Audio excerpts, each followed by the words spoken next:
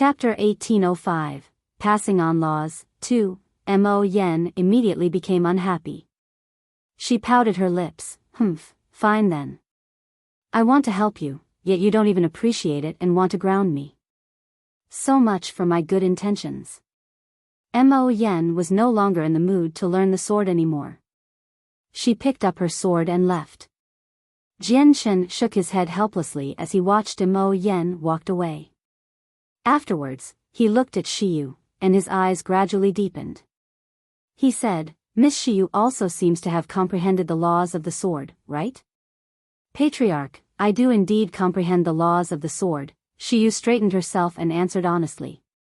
Jian Chen's status was completely different from before, so she clearly felt a little unnatural before Jian Chen. However, perhaps due to Mo Yan's words, Shiyu avoided Jian Chen's gaze slightly. Her face remained slightly flushed as well. Show me what you've comprehended, Jian Chen asked calmly, completely ignoring the redness on Shiyu's face. Shiyu was surprised. She seemed to realize that Jian Chen wanted to guide her personally. A strange light could not help but appear in her eyes. Jian Chen's laws of the sword had reached the level of overgods, while overgods were insurmountable existences in Shiyu's eyes. If she could receive the personal guidance of an overgod who had comprehended the laws of the sword, it would be extremely beneficial to her own comprehension.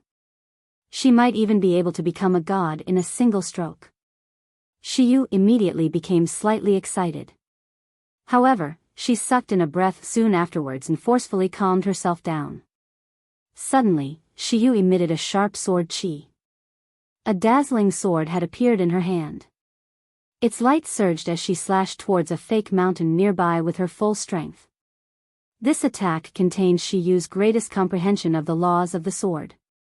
Through the might of her sword, she demonstrated her comprehension of the laws of the sword to Jian Chen. Boom! With a great rumble, the fake mountain was not damaged at all after withstanding Shiyu's most powerful strike. After all, a layer of formations protected the entire Tian Yuan clan. Although the formations were not enough to stop attacks from overgods, they were not something that a late deity like Shiyu could destroy. A gleam of light shone through Jian Chen's eyes. From that single attack, Jian Chen could tell what Shiyu lacked in her comprehension of the laws of the sword. Shiyu, watch closely, Jian Chen called out. Using his fingers as a sword, he emitted a powerful streak of light and directly stabbed towards Shiyu's head. As Jian Chen stabbed out, a surging sword chi immediately permeated the surroundings. Shiyu sensed it the most intensely. In Shiyu's eyes, she seemed to have moved into a sea filled with sword chi that clustered densely all around her. Endless sword chi surrounded her.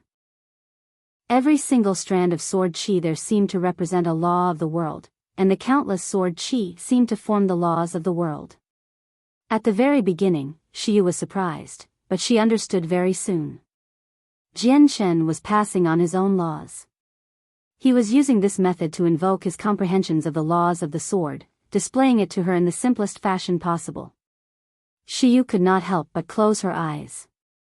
Looking could not allow her to understand the laws that Jian Chen was passing on to her. She had to comprehend it using her heart. If she comprehended some of the mysteries there, it was extremely likely for her to become a god. However, if she failed, Jian Chen's attempt this time would be completely useless and a waste of time. Comprehending the laws of the world was not as simple as cultivation.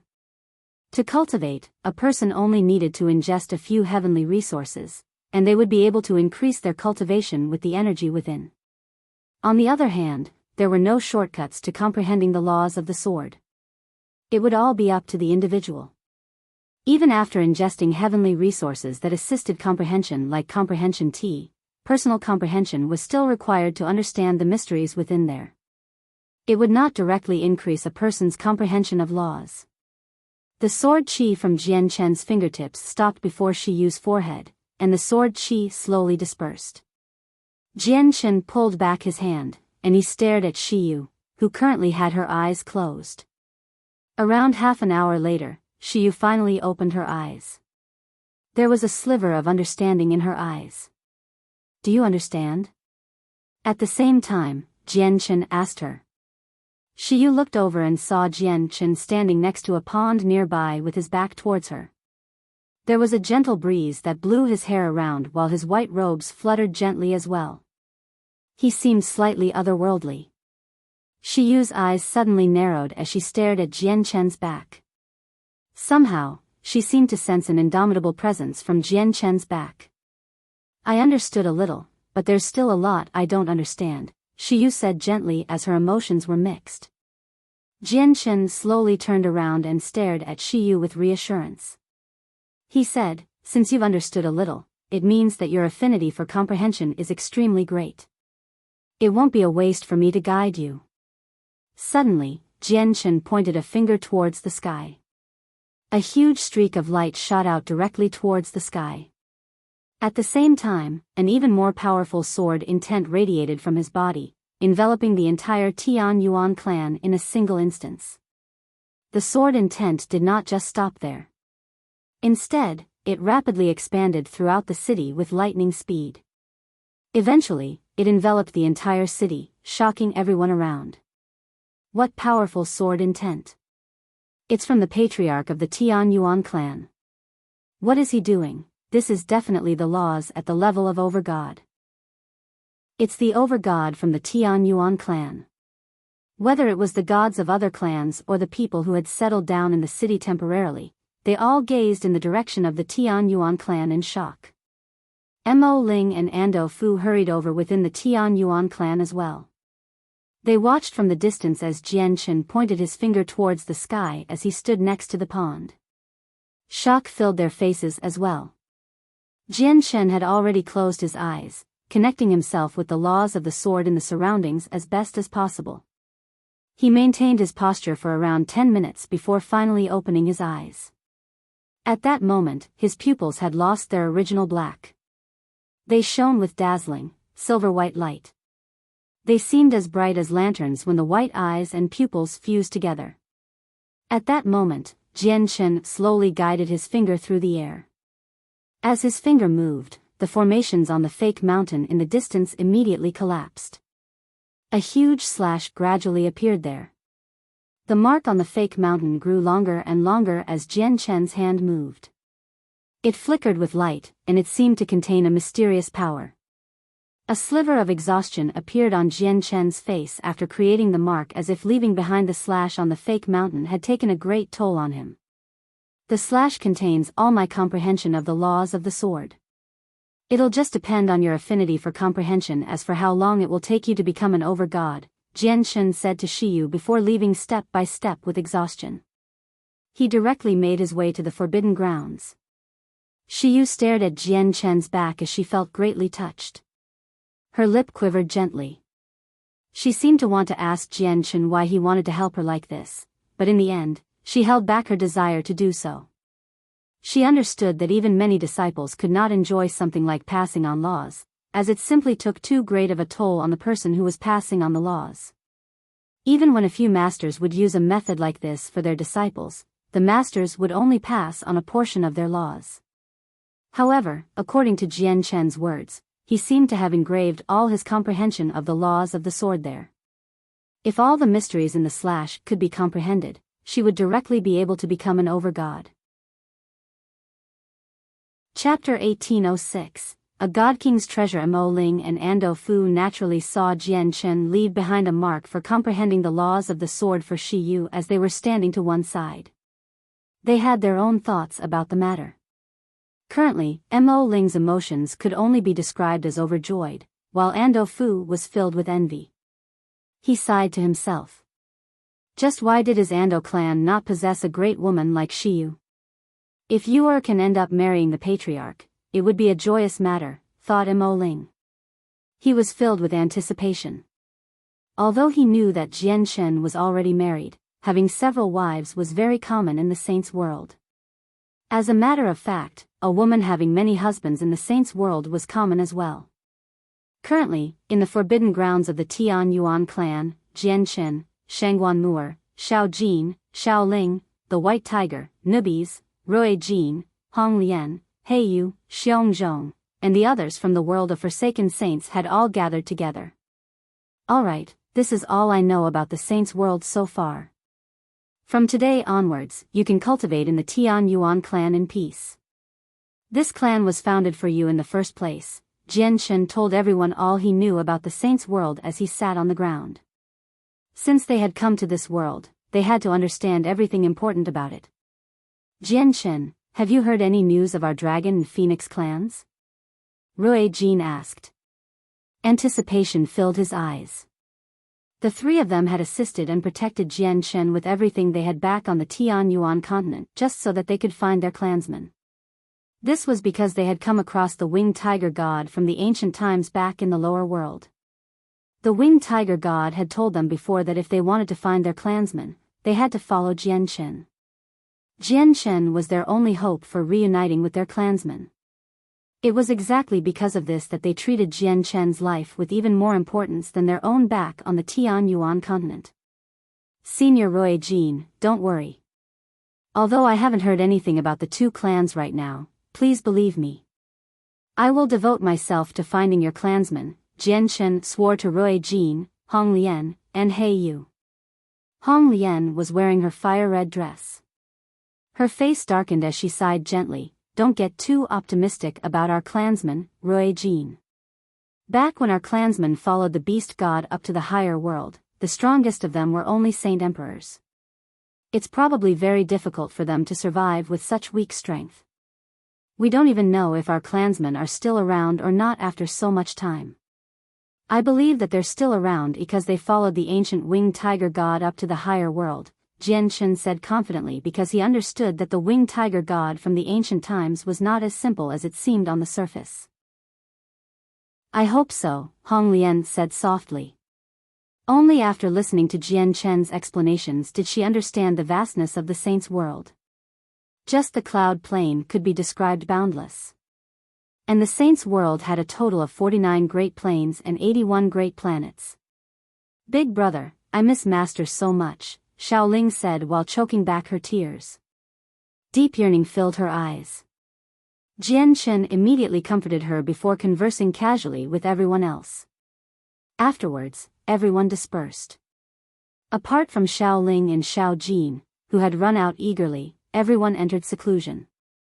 Jian Shen entered a room. Currently, he sat in the center of the slightly gloomy place and held a space ring in his hand. Jian Shen examined the space ring and murmured, "It's time for me to look through what is left." The space ring was the one that Fairy Hao Yu had removed from God King Duanmu's remains. She had given it to him when they parted before. As soon as Jian Shen sent his senses into the space ring, he became stunned by the vast space inside. It was nothing like a space ring. The space in there was virtually a miniature world. Without any doubt, this space ring could hold the entire Tian Yuan continent. Jian Shen expanded the senses of his soul to envelope as much space as he could. He discovered a large number of materials, heavenly resources, and scrolls in the space ring. He had even come across a few bottles for pills, but most of them were empty. There was only a bare minimum number of divine crystals. Jian Shen knew that Fairy Hao Yu had basically used up all the divine crystals and the pills that were helpful to her when she condensed her body. As a result, the lack of divine crystals did not surprise him at all. Jian Shen took out all the scrolls first. After tidying through them, he discovered that the scrolls possessed some cultivation methods and various battle skills left behind by God King Duanmu, as well as his personal notes for cultivation and so on. These were not the cultivation methods and battle skills God King Duanmu used. Instead, he had slowly accumulated them across his life. There were even 2 cultivation methods created by God King Duanmu, but they only reached over God unfortunately, making them incomplete. There were over a dozen battle skills, and they were all of an extremely high grade. Some of them would even be extremely beneficial to God Kings. The battle skills suited people who had comprehended various laws, except for the sword. Next, Jian Shen looked at the notes about cultivation God King Duanmu had left behind. There were a total of 3 scrolls of notes. One scroll described the laws of space, while the other 2 were both devoted to the laws of the sword. Jian Shen ignored the notes on the laws of space, as they were useless for him right now. Instead, he looked at the notes on the laws of the sword. After just flipping through it, he beamed happily and immediately put it away like a treasure. Fantastic. With these 2 scrolls of notes, my way of the sword will be close to breaking through to the partial achievement of sword spirit. Jian Chen was extremely excited. God King Duanmu's laws of the sword could not exceed his own by too much, unlike the Nirvanic immortal exalts. As a result, God King Duanmu's notes were useful to Jian Chen. 10,000-year God origin pills. Soul recovery pills. Afterwards, Jian Chen looked at the pills, and he immediately beamed. There were many types of pills, with many that he had not even heard about. However, there just happened to be ones that garnered his interest. There were a total of 5 bottles of 10,000-year God origin pills. Each bottle possessed exactly 10 pills, so there were 50 pills in total. There were 3 whole bottles of soul recovery pills. Each bottle also possessed 10 pills, amounting to 30. There are actually 30 soul recovery pills here. At that moment, Jian Chen became as joyful as he had ever felt. He no longer had to worry too much about using his strands of profound sword chi now that he had these pills. However, he also understood that as his strength increased and his soul grew stronger, his need for soul recovery pills would grow. Just a single pill was enough to recover the power of an early over-god's soul, but after becoming a mid-over-god, one would probably need 2, 3, or even 4 pills to fully recover. As for God Kings, they would need as many as several dozens. Chapter 1807, Secluded Cultivation. Putting aside the 10,000-year God origin pills and the soul recovery pills, there were 4 pills that Jian Chen had never seen before. He did not know about their exact usage. Apart from them, there were over 20 empty bottles. From the marks on the bottles, Jian Chen could easily tell that they had been opened recently and Fairy Hao Yu had ingested all the pills inside. There were quite a few heavenly resources left in the ring as well. The most eye-catching one was a ginseng that was completely golden and 3 meters in length. What a large ginseng. It basically looks like a small tree. Moreover, the ginseng is completely golden as if it has been plated with gold. I can tell with a single glance that it's extremely precious. Jian Chen could not help but sigh in amazement. He had seen quite a few ginseng on the Tianyuan continent, but he had never seen one so big. Apart from the golden ginseng, there were even more heavenly resources and medicinal herbs. They were all the type that Jian Chen could not name. However, without a doubt, they were nothing ordinary. Violet Scale Stone. Master, there's Violet Scale Stone. At this moment, Jian Chen heard the voices of the sword spirits. What's Violet Scale Stone? Jian Chen was slightly surprised and immediately looked around. Master, Violet Scale Stone is a material for forging weapons. It has already reached the 9th grade of the immortal tier, making it one of the crucial materials for forging the twin swords. Master, the Violet Scale Stone is 30 kilometers ahead of you, Ziying told Jian Chen. Jian Chen immediately expanded his senses and indeed, he found a huge piece of rock that was 3 meters wide at the place that Ziying had mentioned. The rock was completely violet and possessed a strange patterning, making it seem like scales. This must be the Violet Scale Stone. Jian Chen studied the piece of rock. He knocked it with his hand gently out of curiosity. He could tell just how tough the rock was from touching it. Even if he used his full strength, he would probably struggle to leave behind a mark. It really is a 9th grade immortal tier material, Jian Chen marveled. Master, there's a piece of profound lightning rock 20 kilometers to the west. It's also a 9th grade immortal tier material. Fantastic. I never thought that we'd find 2 materials at once, Qing Suo said excitedly. Jian Chen immediately found the profound lightning rock. Just like the Violet Scale Stone, it was a type of mineral. Lightning flickered on its surface, and it would produce sparks from time to time. Moreover, the electricity from the rock was extremely dangerous. Even Saint Emperors would basically be doomed if they came in contact with it. I wonder who would touch the rock if I threw it onto the Tianyuan continent. Jian Chen could not help but wonder. Ziying, Qing Suo, have a look again closely. See if there are any other materials for forging the swords nearby, Jianchen said to the sword spirits. There was a huge pile of materials that Jianchen did not recognize in God King Duanmu's space ring. Only the sword spirits knew whether they could be used for refining swords. All right. We'll have a look closely, replied Qing Suo before looking around seriously again. However, they failed to find a third material that could be used to forge the twin swords. There were quite a few materials for forging swords.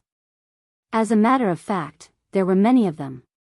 However, the grade of the materials was just too low, so they could only give up on them. It's still quite the surprise to be able to find two.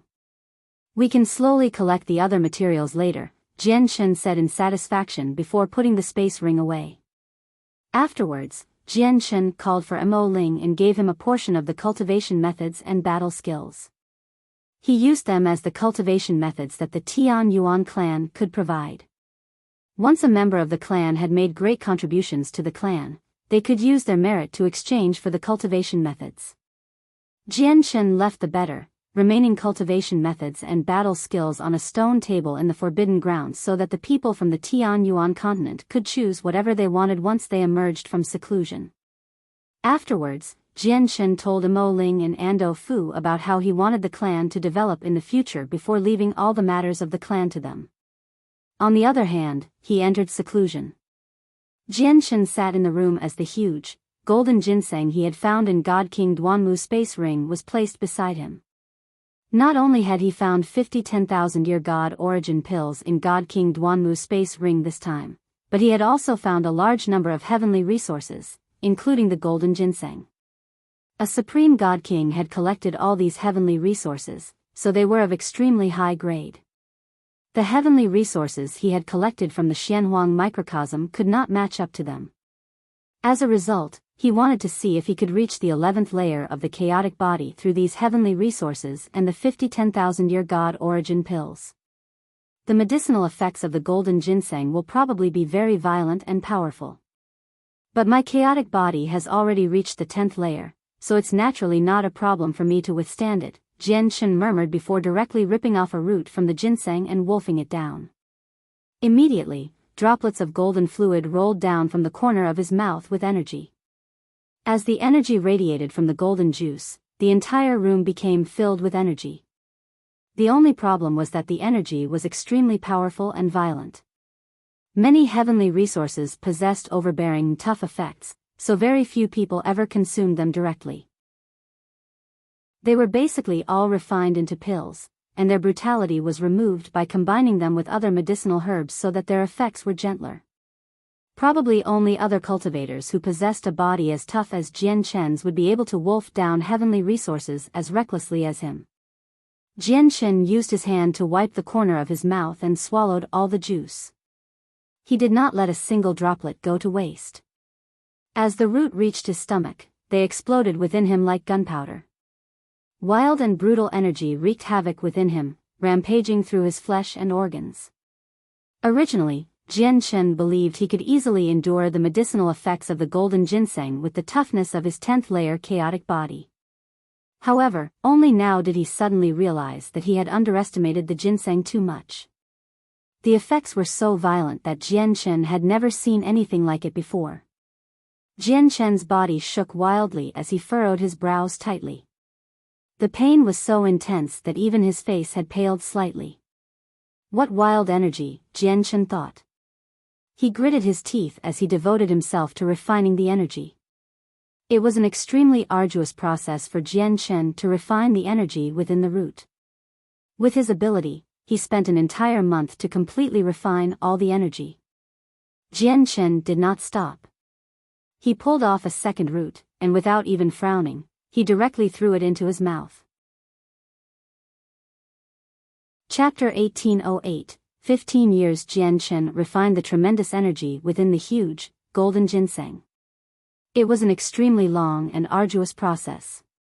He required a very long time to wear away the brutal energy before being able to transform it into chaotic force. After all, the tremendous energy within the golden ginseng was not as gentle as the energy within the violet cloud peaches that could be easily absorbed without any difficulty at all. Jianshen lost track of time as cultivation was timeless. He devoted himself to cultivation. Near him lay the 3-meter-long golden ginseng. However, the ginseng was only half of its initial size now. Jianshen had devoured all its roots and refined into tremendous energy, so the chaotic Niden in his dantian gradually grew. 5 years passed in a flash. The golden ginseng had vanished from the gloomy room while Jianshen held the last piece of fist-sized ginseng flesh. After sighing, he shoved the last piece of ginseng flesh into his mouth before closing his eyes and devoting himself to refining its energy. As the last piece of ginseng flesh reached Jianshen's stomach, he finally devoured the entire huge ginseng after 5 whole years. The energy within the golden ginseng was enough for my chaotic Niden to grow from the size of a soybean to the size of a thumb. The energy required for any progress after I've reached the 10th layer of the chaotic body has increased by so many times.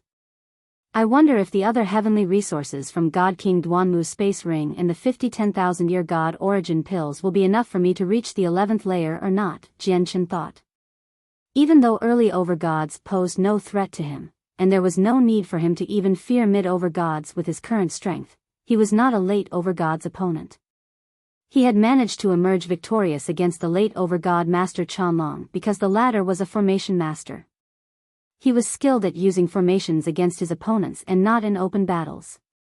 Hence, Jianshen managed to achieve a close victory against him. I've gained a stable footing in the Dong'an province now, but there are still some people who can threaten me in the divine kingdom of Pingtian like Yang Kai, who has reached late overgod, and the commander of the Royal Divine Army, Xian Do. I would not be their opponents, as my 10th layer chaotic force is only equivalent to God's. If my chaotic body can progress some more, reaching the 11th layer, my cultivation would directly be on par with overgods according to the sword spirits.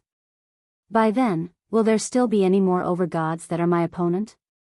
The only people I will have to fear will probably be God Kings, thought Jianshen. Jianshen had gained a detailed understanding of the corresponding cultivation levels for the future layers of the chaotic body in the past few years.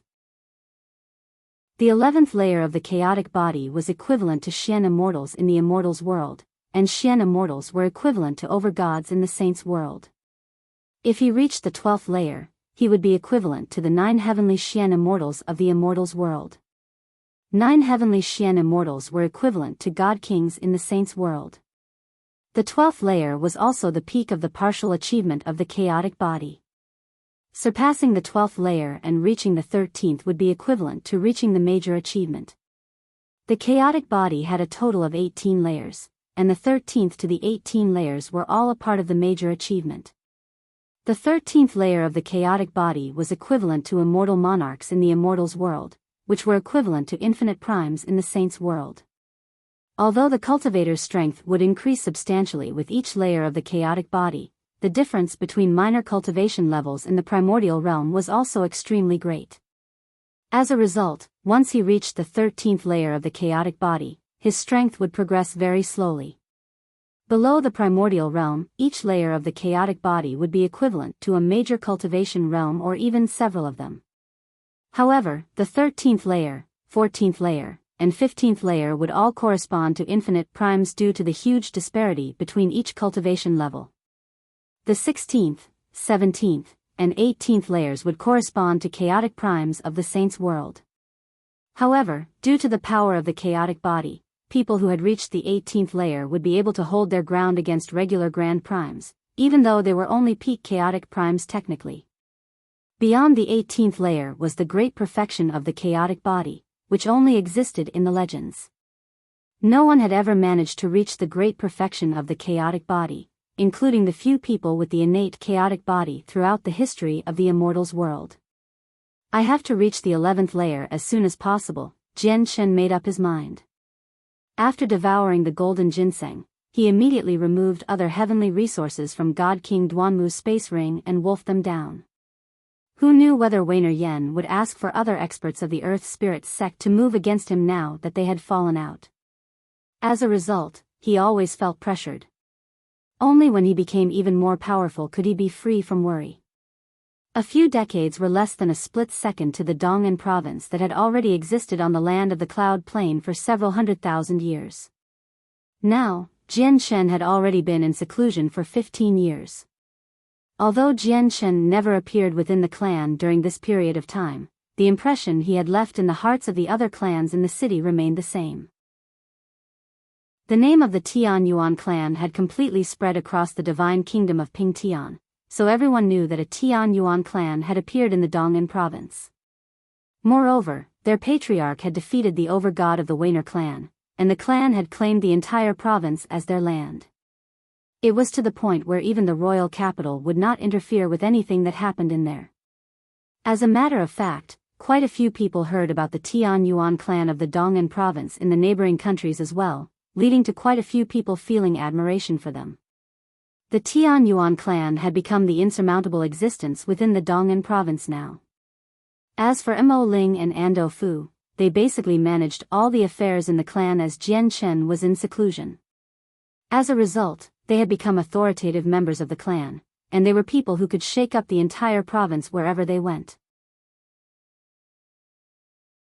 Chapter 1809, Partial Achievement of Sword Spirit, 1. As Weiner Yen was also in seclusion, the Weiner clan had kept an extremely low profile in the provincial city across the years.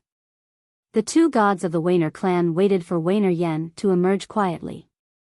Due to the miserable outcome of the fight between the patriarch of the Tian Yuan clan and Weiner Yen, the two gods did not dare to expand their territory recklessly during the time that Weiner Yen was in seclusion. Clearly, they feared the Tian Yuan clan. However, the Weiner clan still became famed within the Dong'an province and the divine kingdom of Ping Tian. However, their radiance had been suppressed by the Tian Yuan clan, so barely anyone paid any attention to them in the provincial city. The strength of the Tian Yuan clan increased rapidly over the 15 years. The number of gods they possessed had reached 12. Apart from Mo Ling, Ando Fu, and the 4 gods from the Nanyan clan, 5 other gods had joined the Tian Yuan clan as elders. The last god was a woman who had not been cultivating for particularly long, Shiyu. Shiyu's talent was extremely great, and she had only cultivated for a few mere millennia. Even without any help, becoming a god was only a matter of time with her talent, and it would not take too long. After Jian Shen left behind a passing on his laws, basically engraving all his comprehension at sword spirit into it, Shiyu became a god much faster. On a certain day 15 years later, Jian Shen slowly opened his eyes in the forbidden grounds of the Tian Yuan clan. With a flip of his hand, he removed an unknown heavenly resource from his space ring. Jian Shen stared at the heavenly resources that seemed very standard calmly before shaking his head gently. He sighed, "I can't consume anymore. I've already consumed more than a dozen over the past years I spent cultivating. My body has developed resistance, so any benefit I get from consuming more heavenly resources will diminish. However, I do have 5 drops of liquid lime.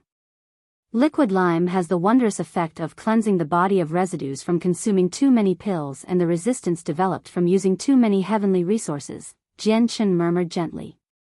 He immediately took out his bottle of liquid lime from his space ring. He removed the cap and poured a droplet into his mouth without any hesitation at all. Jian Shen immediately felt a cool sensation throughout his entire body when the liquid lime reached his stomach. As the cool sensation rapidly spread, he felt an indescribable comfort, and even his pores opened up. He could feel that the resistance he had developed to heavenly resources was slowly dispersed with the permeation of the cool sensation. Moreover, Jian Shen felt his soul become extremely clear. Vaguely, the profound laws of the world seemed to have become even clearer in his eyes. The effects were similar to drinking comprehension tea. Not only could the liquid lime cleanse the body of any pill residues or developed resistances, but it also possessed some effects like the comprehension tea. However, the effects of the liquid lime were clearly much less potent compared to comprehension tea. Several hours later, the cool sensation from the liquid lime finally receded slowly, while Jian Shen's resistance to heavenly resources had finally been completely eradicated. Liquid lime really is good stuff, Jian Shen could not help but sigh in amazement. Afterwards, without any hesitation, he immediately consumed more heavenly resources to increase his strength as quickly as possible. Time passed silently, and unknowingly, Jian Shen had consumed all the heavenly resources in God King Duanmu's space ring. As the heavenly resources were all high-grade, the benefits they granted were far greater than the high-grade divine crystal mine Jian Shen previously absorbed. His chaotic Niden grew larger and larger. Jian Shen did not stop because of that. He took out 5 bottles from his space ring again. To no surprise, they held the 10,000-year God Origin pills. A single 10,000-year God Origin pill was equivalent to 10,000 years of cultivation. That would mean 50 pills equated to 500,000 years worth of cultivation. I wonder if these 50 pills will be enough for me to reach the 11th layer of the chaotic body, Jian Shen thought. He removed the bottle cap and ingested 5 pills in a single stroke. He was already able to endure the brutal energy within the God Origin pills when he was still at the 9th layer of the chaotic body, so now that he had reached the 10th layer, they posed even less of a threat to him. After some time, Jian Shen had consumed all 50 pills. When he looked inside his dantian, Jian Shen was filled with helplessness when he saw the size of his chaotic Niden. It was almost the size of a fist. All the heavenly resources from God King Duanmu's space ring and the 50 God Origin pills were still not enough for him to reach the 11th layer of the chaotic body. Aside from the 10 blocks of high-grade divine crystal from the Divine King, I only have a few pieces of supreme-grade divine crystals from God King Duanmu's space ring. But I feel that even if I absorb them all, it still won't be enough for my chaotic body to break through, thought Jian Shen. The light in his eyes flickered in thought as he sat in the room.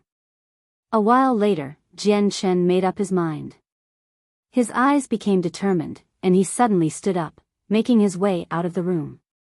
I never thought that I've already cultivated for 50 years, Jian Shen could not help but sigh as he stared at the sky while standing outside. Mo Ling, Ando Fu, come here immediately. Jian Shen immediately summoned Mo Ling and Ando Fu after leaving the Forbidden Grounds.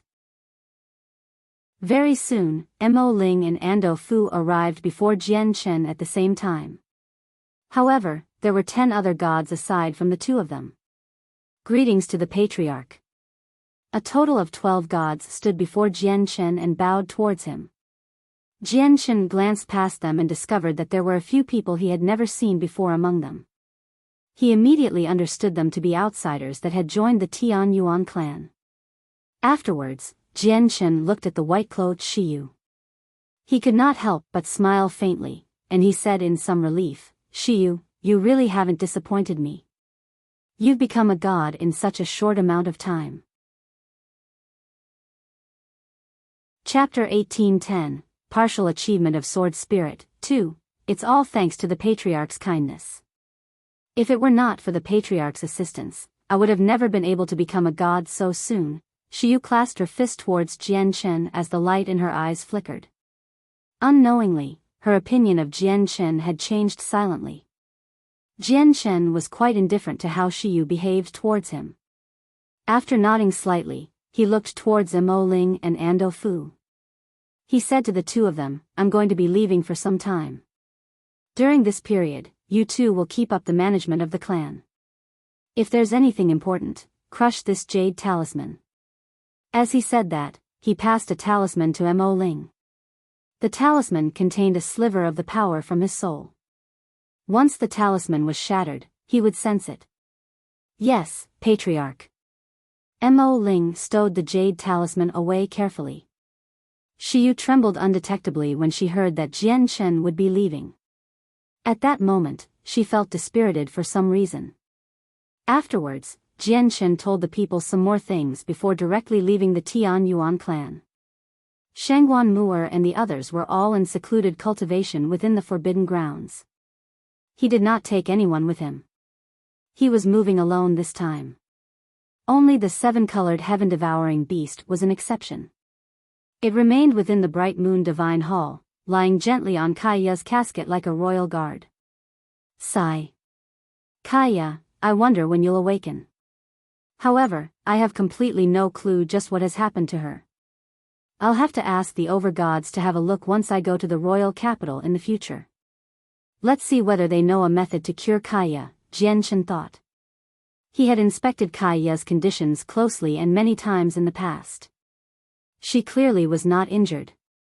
He had even used the sap from amethyst spiritual bamboo on her.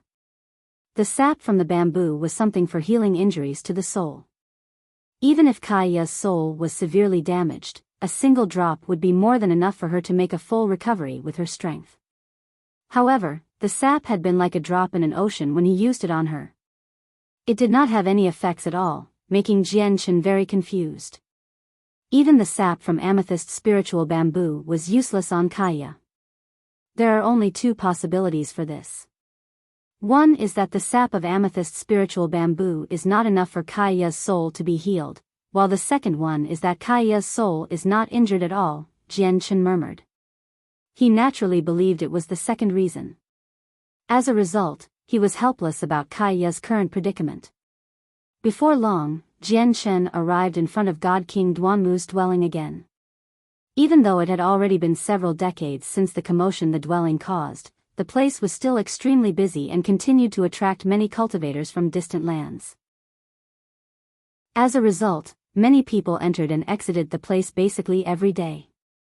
Although the overgods had taken away all the treasures within the dwelling several decades ago, there were still objects that interested deities and gods within the place. In particular, godhood experts who comprehended the laws of the sword treated the empty dwelling as a great treasure. This was because there were also sword slashes left behind by God King Duanmu. It was exactly because of these slashes that the people in the surrounding divine kingdoms who comprehended the laws of the sword and the laws of space had all gathered here. There were also quite a few Origin Realm cultivators among them. As a matter of fact, there were even a few saint emperors who used the sword as their preferred weapon who had come to try their luck. They hoped to come across the fortune that would allow them to rise up. As a result, the current dwelling seemed rather bustling. Jianchen erased his presence and entered the dwelling as well. He heard various sounds as soon as he entered the dwelling. There were already quite a few people outside, but there were even more inside the dwelling. It was extremely busy like a noisy market. Jianchen made his way towards the depths of the dwelling with much familiarity, and he arrived in the dwelling of God King Duanmu's disciple very soon. The place was filled with people as well. There were even more people in the sword comprehension building. Basically, everyone stared at the sword slash that God King Duanmu had left within the building personally. They tried their hardest to comprehend it and benefit. Jianchen shook his head gently when he saw the slash within the building. He could tell with a single glance that the slash had lost its mysteriousness and charm. This was because the slashes God King Duanmu left behind could only be comprehended a certain number of times. Once the number exceeded the limit, the slash would lose all its charm and become ordinary.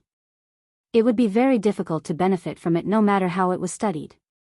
Jianchen did not stay there for very long. He continued onwards to the very depths. Very soon, he arrived before the 3 stone huts. Aside from the first hut that had already collapsed, the 2 other huts remained standing. People would enter and exit from time to time. However, there were quite a few people who had come into the dwelling for the first time outside of the 2 huts. They were hesitating over which hut to enter. Quick, go to the 3rd hut. There's someone who has become a god successfully in the 3rd hut again. At this moment, a voice rang out nearby. When they heard the voice, the cultivators that had gathered there immediately fell into a commotion. What? Someone has broken through again in the 3rd hut. I really do envy them. The 3rd hut has given birth to over a dozen gods. Quick, enter the 3rd hut. The 3rd hut is where God King Duanmu passed away.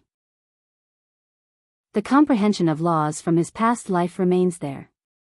The comprehensions have become very thin now, reaching a level that we can comprehend. Cultivating in there will increase your chances of becoming a god drastically. What are you hesitating for? Let's go to the 3rd hut. We might be able to break through there as well and become gods. Immediately, the hesitating cultivators all rushed towards the 3rd hut. Jian Shen took a step forwards and made his way towards the stone huts as well. However, he did not go to the third hut but the second. After making it through the entrance, the world around Jian Shen opened up. He had entered another world. The place seemed like an extremely large world. It was filled with endless mountain ranges, and each of them stood up like swords, directly reaching towards the sky. Many mountains possessed huge slashes caused by swords. This was where God King Duanmu had once practiced the sword, so an invisible sword chi permeated the entire space. Even though countless years had already passed, the sharpness remained. Chapter 1811, Partial Achievement of Sword Spirit, 3. The place was basically a holy land for those who comprehended the laws of the sword. The slashes on the mountains were a supreme treasure to them. Even to Jian Shen, an over-god who had comprehended the laws of the sword, cultivating here would be greatly beneficial. As a matter of fact, there had been countless people who tried all sorts of methods to take the slashes away in the past years. However, none of them had succeeded so far. This was because the mountains that possessed sword slashes were all extremely tough, making it impossible to move them. There were also many people gathered before the mountain ranges. The many cultivators of various cultivation levels either sat on the rocks or hovered in the air as they tried to comprehend the sword intent. Not all of them comprehended the laws of the sword. There were even a few people who comprehended other laws. It was just that they also used swords, so they hoped to comprehend a new usage of the sword from the sword slashes or comprehend the laws of the sword as a second law. Of course, amongst the countless people here, there was only a handful who truly benefited. Jian Shen looked around before casually finding a place to sit down. With a flip of his hand, he took out the 2 scrolls detailing God King Duanmu's notes on the laws of the sword from the God King space ring. He unfurled one of them and began to study it with great concentration. This is where God King Duanmu practiced the sword in the past. Basically, the entire place is filled with God King Duanmu's slashes from his laws of the sword. Comprehending God King Duanmu's notes regarding the laws of the sword in an environment like this would make it far easier without a doubt. I'll be able to reach the partial achievement of sword spirit in the shortest time possible, thought Jian Shen. He had sensed long ago that he had already reached the minor achievement of sword spirit. He was only a step away from partial achievement. God King Duanmu was extremely accomplished in the laws of the sword, and he even reached the point where he had a foot planted in the primordial realm. The notes personally written by him would naturally be of great help to Jian Shen. Jian Shen's entire mind sank into God King Duanmu notes. Jian Shen had benefited greatly from reading the 2 scrolls. He felt enlightened, and he seemed to find a direction for many things he did not understand in the past. As a matter of fact, Jian Shen even found his erroneous assumptions through the notes, allowing him to deepen his understanding of the laws of the sword. In the blink of an eye, Jian Shen had already sat there for 10 years. During this decade, he did not move at all and remained still like a statue. A thick layer of dust had even accumulated on him. That person has sat there for 10 straight years. Has he benefited from it? A decade is not exactly long. I've even cultivated for several hundred years in a single sitting in the past, let alone a decade. It's just that I've yet to see someone who can last 10 years here, yeah. Perhaps the sword slashes are just too profound to us, so we're unable to comprehend the mysteries within it all. Basically, everyone needs to stop after 2 or 3 years to mull over what they have found or find another place to continue comprehending. There's rarely anyone who can last for an entire decade here. There has been a few gods who comprehend the laws of the sword that managed to grasp a sliver of the mysteries in there in the past few years. It's just a pity that they couldn't last for too long, and they all vomited blood, becoming heavily injured. The slashes left behind by God King Duanmu are just too profound. You'll naturally be fine if you can't comprehend it, but if you do, even gods will suffer a backlash from the sword intent. This person has lasted 10 years, so his cultivation must be extremely impressive. In just a short decade, Jian Shen had attracted the attention of many. Without any exception, all of them looked at Jian Shen in complete surprise and shock. There were even some people who looked at him in admiration. 10 years of cultivation was nothing for the people present, but being able to comprehend for 10 years at this place was a whole new story. At this moment, Jianshan finally moved from his statue-like posture. As he moved, large motes of dust fell off him. That person has finally roused. Heavens, he actually hasn't vomited blood. Has he really been comprehending the sword intent here in the past 10 years? Looks like he entered a complete state of selflessness. He must have been comprehending. Who is this? Jianshan immediately attracted the attention of many after rousing. At that moment, many gazes throughout the mountains had gathered on him. However, no one could recognize Jianshan. Although they had all heard of the patriarch of the Tianyuan clan, there had only been a handful of people who had truly seen him. Jianshan did not seem to realize that so many people were staring at him. He slowly put the 2 scrolls away. In the past decade, he had been comprehending the slashes on the mountains and the scrolls together, allowing him to make extremely great progress. He was only a tiny step away from the partial achievement of sword spirit now. At this moment, another group of people entered the space. There were a total of 3 people, 2 men and 1 woman. The woman only seemed to be in her 20s. She was beautiful, but she was dressed extremely provocatively. She only had a single ribbon across her chest, revealing most of her body. She wore an extremely short skirt as well, so only 3 parts of her body were covered. Her round, circular legs were completely exposed. At the same time, she did not contain the hedonistic light in her eyes at all. She was filled with a deep sense of perversion. The other 2 men followed beside the woman. They were both middle-aged. However, flashes of primitive desire would flash through their eyes from time to time when they looked at the woman. However, the 2 gods did not touch this woman who was only a deity. Unless they gained permission, they would not even touch a hair on her. The provocative woman looked around. A sliver of perversion appeared in her enchanting eyes. Suddenly, she charged towards an extremely handsome young man nearby who only seemed to be in his 20s. Chapter 18:12, Partial Achievement of Sword Spirit. 4. The young man was only at reciprocity, so he was unable to resist before the female deity at all. The woman captured him effortlessly. Senior, what are you doing? The young man began to panic. The provocative woman pushed her face up close to the young man's face. She extended her tongue and licked his face gently. She gave off a fragrance that could incite the bestial instincts of desire, and she said softly, "Little brother, don't panic or be scared. I won't hurt you because you've already caught my eye. Let me properly show some love to you. I'll take you to a land of bliss." As she said that, the woman waved her hand and a divine hall immediately flew out. It rapidly expanded in the air and landed heavily on the ground. The woman grabbed the young man and directly entered the divine hall, ignoring his resistance. The people gathered in the space to comprehend the laws of the sword looked at the provocative woman at that moment as well. However, their expressions became rather strange very soon. This was because the woman's divine hall was transparent. By transparent, it meant that everything that happened within the divine hall could be seen clearly from the outside. The perversion in the woman's eyes became even more intense within the divine hall. Under everyone's gazes, she stripped the young man naked first before ripping off everything on her body. She directly pressed the young man to the floor and sat down on him just like that, going at it publicly. "Senior, please don't, senior. Spare me." The young man was not delighted at all. Instead, he began to beg miserably. However, his body was trapped and immobilized, so he could only watch the woman sit on him. He was unable to do anything. However, his complexion gradually paled while his skin gradually lost its luster. It yellowed as if his vitality was being drained away.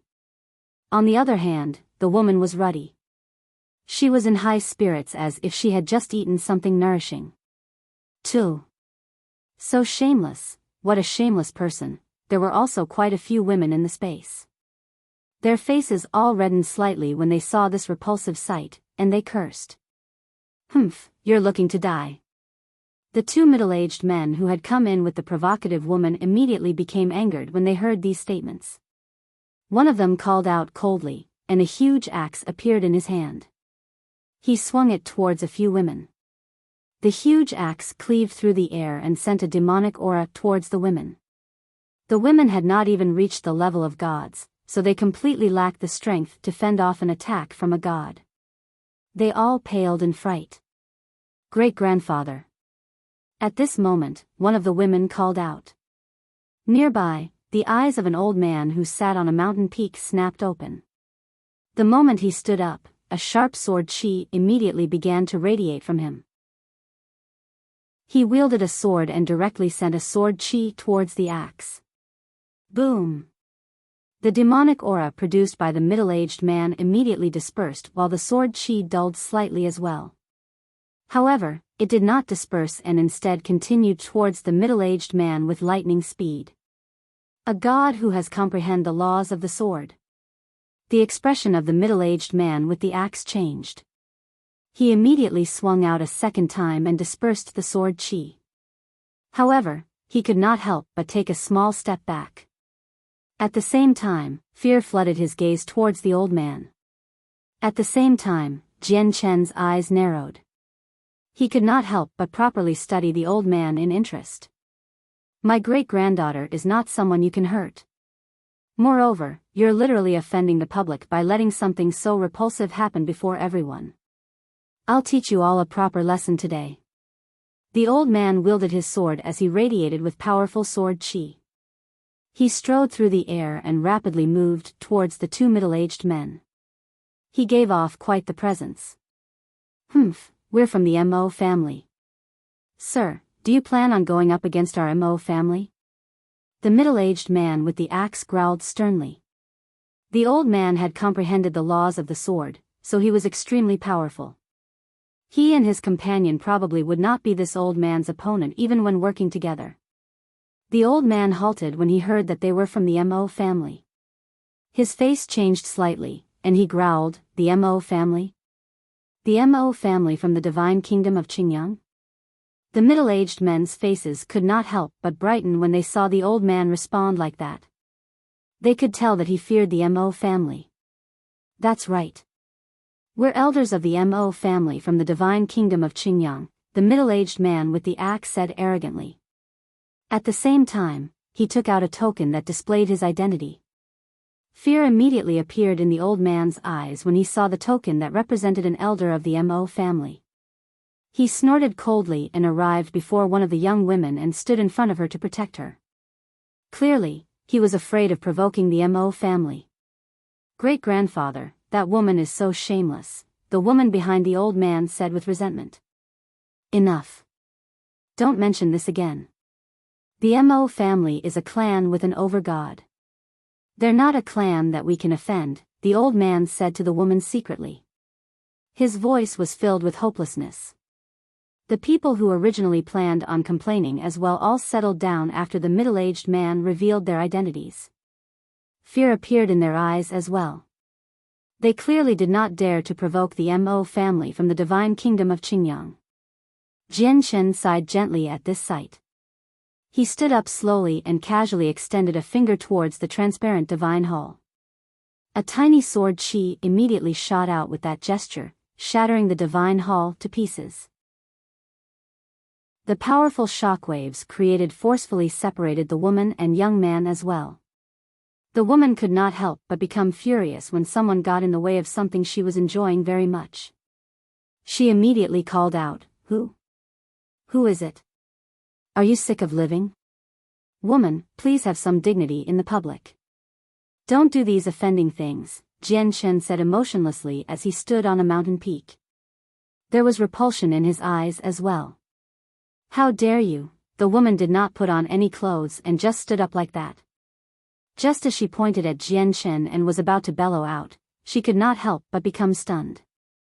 She dazedly stared at Jian Chen who stood on the mountain peak with his arms crossed, and she became infatuated. What a handsome man. In particular, his otherworldly presence makes him seem so noble. I've played around with so many men before, but I've never seen a man with a presence like that. In the blink of an eye, all of the woman's anger vanished. She flew to Jian Chen's side eagerly as she stared at Jian Chen with deep desire. She said, "Big brother, what's your name?" Chapter 1813, Partial Achievement of Sword Spirit, 5, Jian Chen frowned. He felt slightly helpless. At the same time, everyone's gazes gathered on Jian Chen once again. It's him. It's the person who sat for 10 years without moving at all. What is his cultivation? Even after learning there from the Mo family of the divine kingdom of Qingyang, he still dares to interfere. He's clearly not as simple as he seems. However, he doesn't seem to dare offend the Mo family too much either. Otherwise, the woman would have been injured when he shattered the divine hall. I wonder what he'll do now that the shameless woman has laid her eyes on him. Many people wondered as they tried to work out Jian Chen's strength and background. However, even more people wanted to see just how Jian Chen would handle the situation today. This was because he was up against the Mo family from the divine kingdom of Qingyang, which was a clan with an over-god. The woman did not become angry at all when Jian Chen remained silent. Affection filled her eyes, and she said softly, "Big brother, I've fallen in love with you at first sight, so why must you be so cold to me? Don't be so dense, let me properly show you some love. I swear that I won't hurt you at all, unlike that little brother from before. Big brother, I can teach you a dual cultivation method.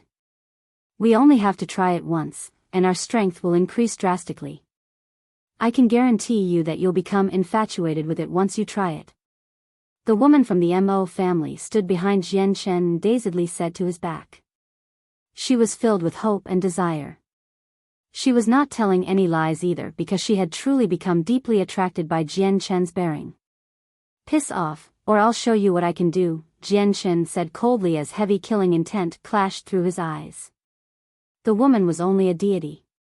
She was as insignificant as an ant in Jian Chen's eyes.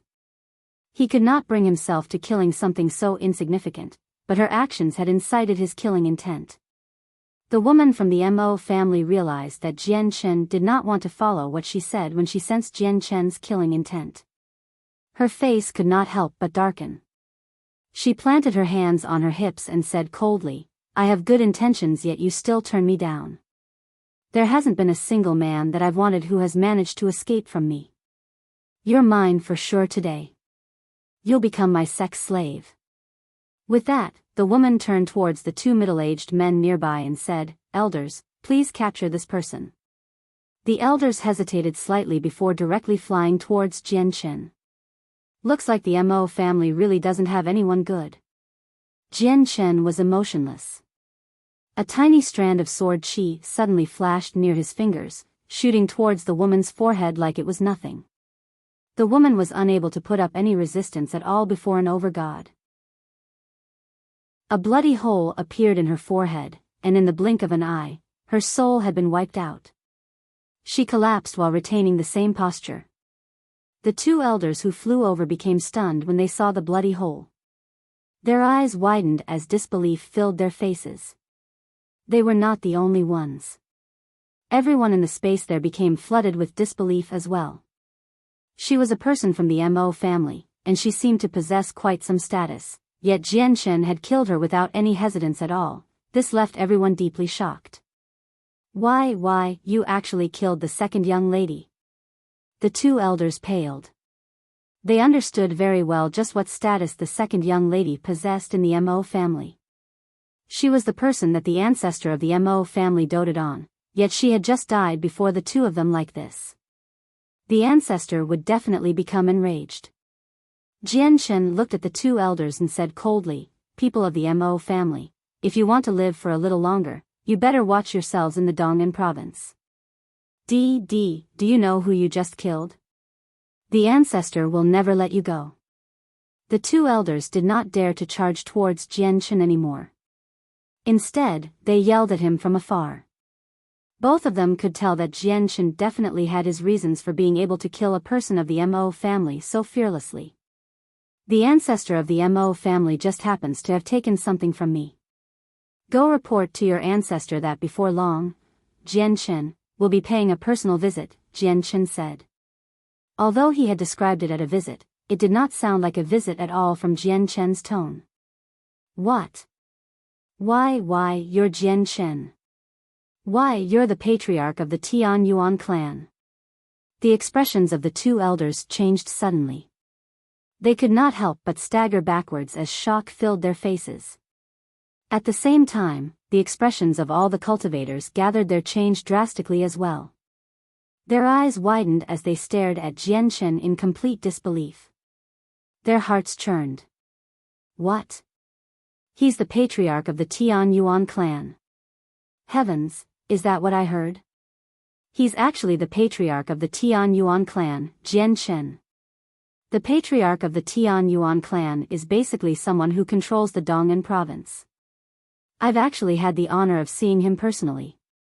At that moment, many of the gazes towards Jian Chen became filled with curiosity.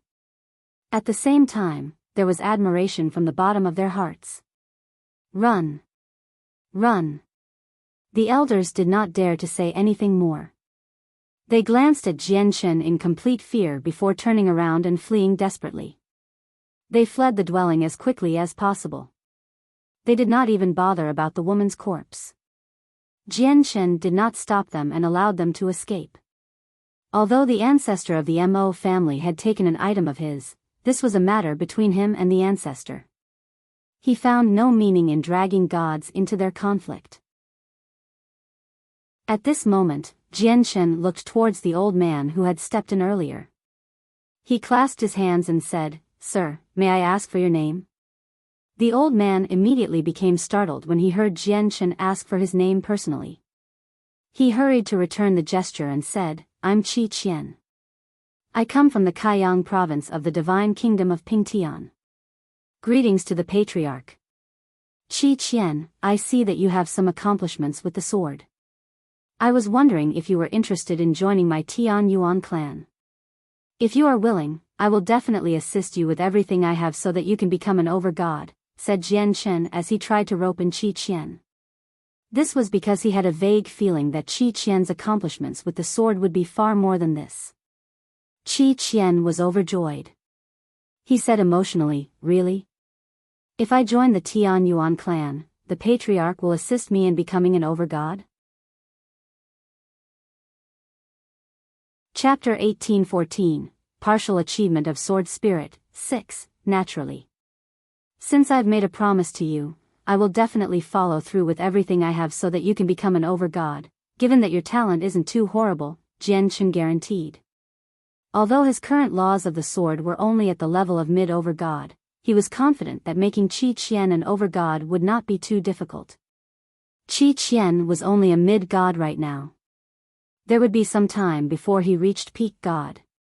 By then, with Jian Chen's rate of comprehension, he probably would have reached the major achievement of sword spirit, the great perfection of sword spirit, or maybe even sword immortal.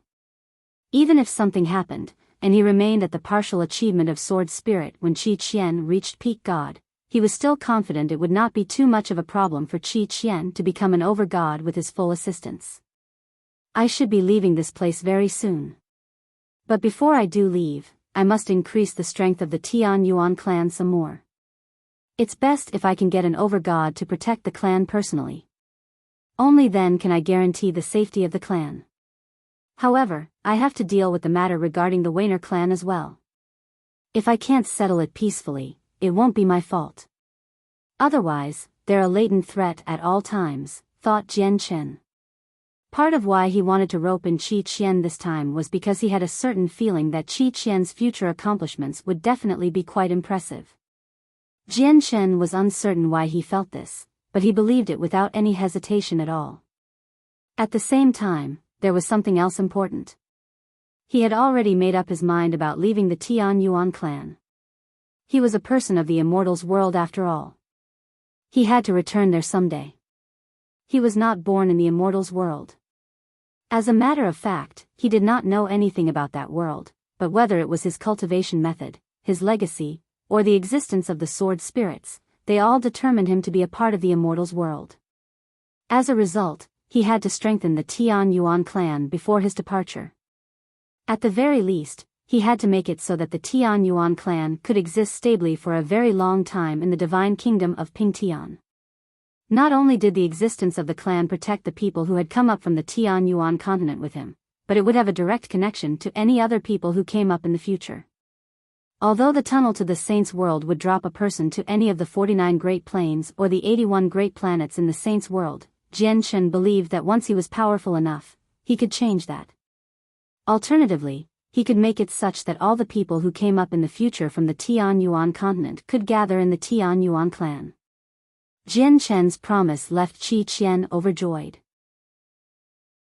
Although he was already a god now, he had no confidence in breaking through to over-god. Across the 36 provinces of the Divine Kingdom, each provincial city possessed several dozen or even over 100 gods, but there were only a few that managed to become over-gods. If he possessed the full assistance of the patriarch of the Tian Yuan clan, he believed he would be able to become an over-god.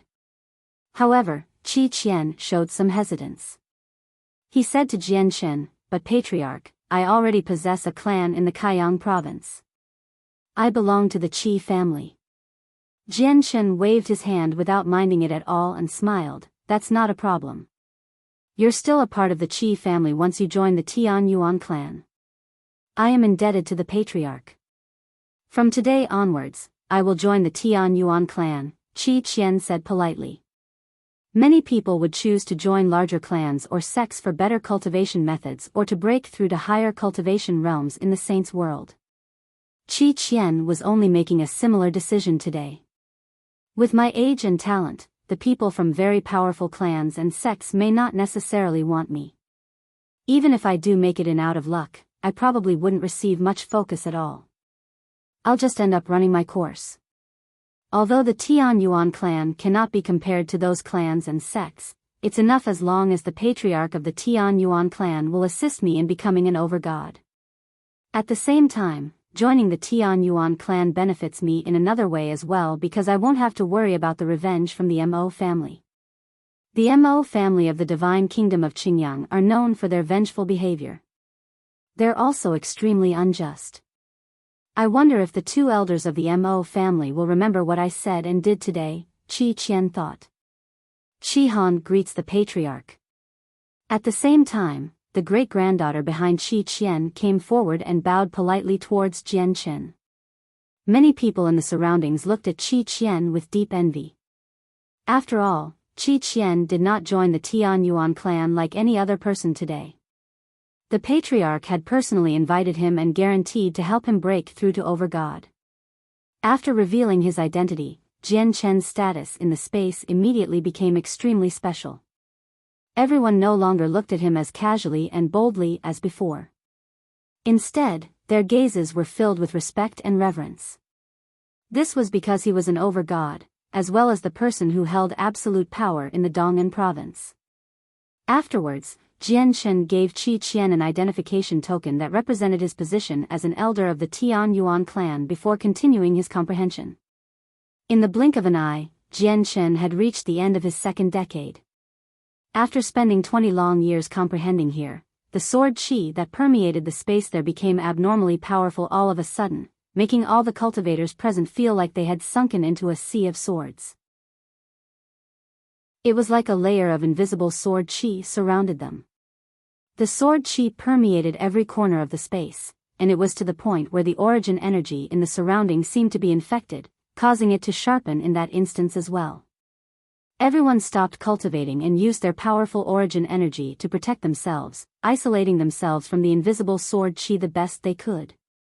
Fortunately, the sword qi there had appeared naturally and did not target them, so they did not become injured once they resisted with their full strength. There was only one person who was an exception, and that was Jian Shen. He had become covered in dust again. Jian Shen remained seated where he was like a statue and did not move at all. However, very soon, the dust on Jian Shen dispersed by itself. Gradually, a sharp and powerful sword qi began to shine from Jian Shen, growing in brightness and power. In the end, it formed a huge sword qi that plunged into the sky. From a distance, it seemed like a huge pillar that shone with an extremely bright light, rooted in the ground and reaching towards the sky. Chapter 1815, Miraculous Liquid. It's the patriarch of the Tian Yuan clan. He's the patriarch of the Tian Yuan clan. What's happening? Why is the patriarch of the Tian Yuan clan suddenly emitting such powerful sword qi? Has he broken through? The patriarch of the Tian Yuan clan was already very powerful. I heard that the overgod of the Weiner clan was not his opponent at all and was kept at bay throughout the entire battle. Now that the patriarch of the Tian Yuan clan has broken through, just how powerful will he become? Will he be a mid-overgod? Or a late overgod? I heard that every breakthrough for an overgod requires an extremely lengthy period of cultivation, but the patriarch of the Tian Yuan clan has only remained here for 2 decades, and he has broken through again. This talent is just too terrifying. The patriarch of the Tian Yuan clan was already a peak expert within the divine kingdom of Pingtian. Even among all the overgods, there aren't many people who are his opponent because he has comprehended the laws of the sword. Many cultivators stood in the distance as they cried out while staring at Jian Chen. Qi Qian did not leave during this period. When he saw Jian Chen make another breakthrough, he felt joy from the bottom of his heart. He was a part of the Tian Yuan clan now, so the more powerful the patriarch became, the more immovable the Tian Yuan clan's status would become. His chances at becoming an overgod would increase as well. The sword qi radiated from Jian Chen for an entire day before slowly dispersing in the end. Very soon, the surroundings settled down once more. With the disappearance of the powerful sword qi, all the cultivators dispersed their protective barriers and stared at Jian Chen in reverence. At this moment, Jian Chen slowly opened his eyes as he sat on the mountain. The moment his eyes opened, a streak of light seemed to shoot out, directly striking a mountain several thousand meters away, producing a heavy boom. If it were not for the fact that all the mountains around the area had become extremely tough due to the existence of God King Duanmu's sword slashes, the mountain probably would have been penetrated by Jian Chen's gaze. I've finally reached the partial achievement of sword spirit successfully. The corner of Jian Chen's mouth curled up into a smile. After 20 years of cultivation and comprehension, his laws of the sword had broken through once more in God King Duanmu's dwelling. When I reached the minor achievement of sword spirit, my laws of the sword were only equivalent to early overgod. Afterwards, I comprehended some more on the second floor of the sword comprehension building, allowing me to make some more progress. After a few years, it culminated to the peak of minor achievement, which was equivalent to mid-overgod. Now that my laws of the sword have reached the partial achievement of sword spirit, it's equivalent to the comprehension of a late overgod, Jian Chen thought. He immediately determined his current strength. His comprehension of laws had now reached the levels of late overgods. The only thing he lacked was the same as before, and that was personal cultivation. His chaotic body remained at the 10th layer, which was equivalent to a god. Only when his chaotic body reached the 11th layer would his cultivation reach overgod. Cultivation realms depended on the comprehension of laws, while cultivation depended on the energy within the Dantian. My chaotic Niden is only missing a third of the energy it needs before it can reach the 11th layer. I have to find the cultivation resources for this third as soon as possible. Jian Chen made up his mind inside before leaving without any reluctance at all. After reaching the partial achievement of sword spirit, this place no longer held much significance for Jian Chen. This was because this was only the place where God King Duanmu practiced the sword and not where God King Duanmu decided to pass on his laws. Jian Chen had already completely understood and absorbed the comprehension that would be beneficial to him. Remaining any longer would not allow him to improve. However, Jian Chen did not know that after he left, the place where he cultivated basically became a treasured and desired area. Everyone wanted to have it for themselves as if they believed that the effects of comprehending the laws of the sword would be greatly increased as long as they practiced there. At the same time, as people from many divine kingdoms were gathered in the dwelling, the news of the patriarch of the Tian Yuan clan's breakthrough was brought back to their clans as quickly as possible. In a tall tower within the Mo family of the divine kingdom of Qingyang, the ancestor of the family sat in a space. Currently, he was wearing black robes. He held an extremely damaged piece of armor in his hand as he studied it. He appeared to be hesitating. This god artifact is far too damaged. With my strength, even if I find the corresponding materials, I won't be able to repair it. If I can't repair it, this armor will only be an extremely rare but useless item for collection.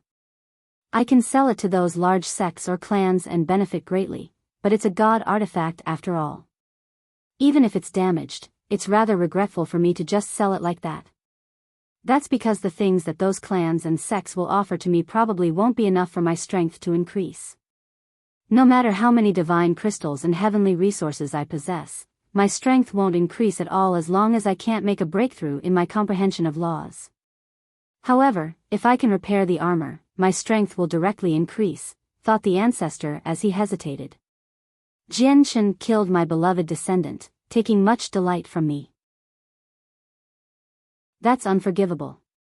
Although I've reached the peak of mid-over-god, I still don't have much confidence in stopping Jian Chen's 2 strands of sword qi. I must find a way to block the 2 strands of sword qi if I want to kill Jian Chen.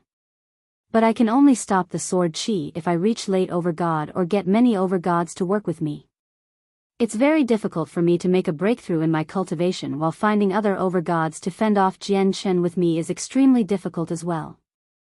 After all, basically everyone has learnt about Jian Chen's strength and power from what happened in God King Duanmu's dwelling. It'll be difficult to invite them to help me against Jian Chen. Even if I can invite them, I'm unwilling to pay the price. The ancestor of the Mo family looked at the damaged armor in his hands again and murmured, "Looks like I can only use this god artifact given the current situation. The armor is a god artifact after all. I don't have to repair it completely. Just fixing it by 10 or 20% will be more than enough to stop Jian Chen's sword qi. It's just that the liquid is just too precious. Do I really have to use it like this?" The ancestor of the Mo family could not help but think about the few droplets of liquid he had come across out of luck. He had found them in outer space.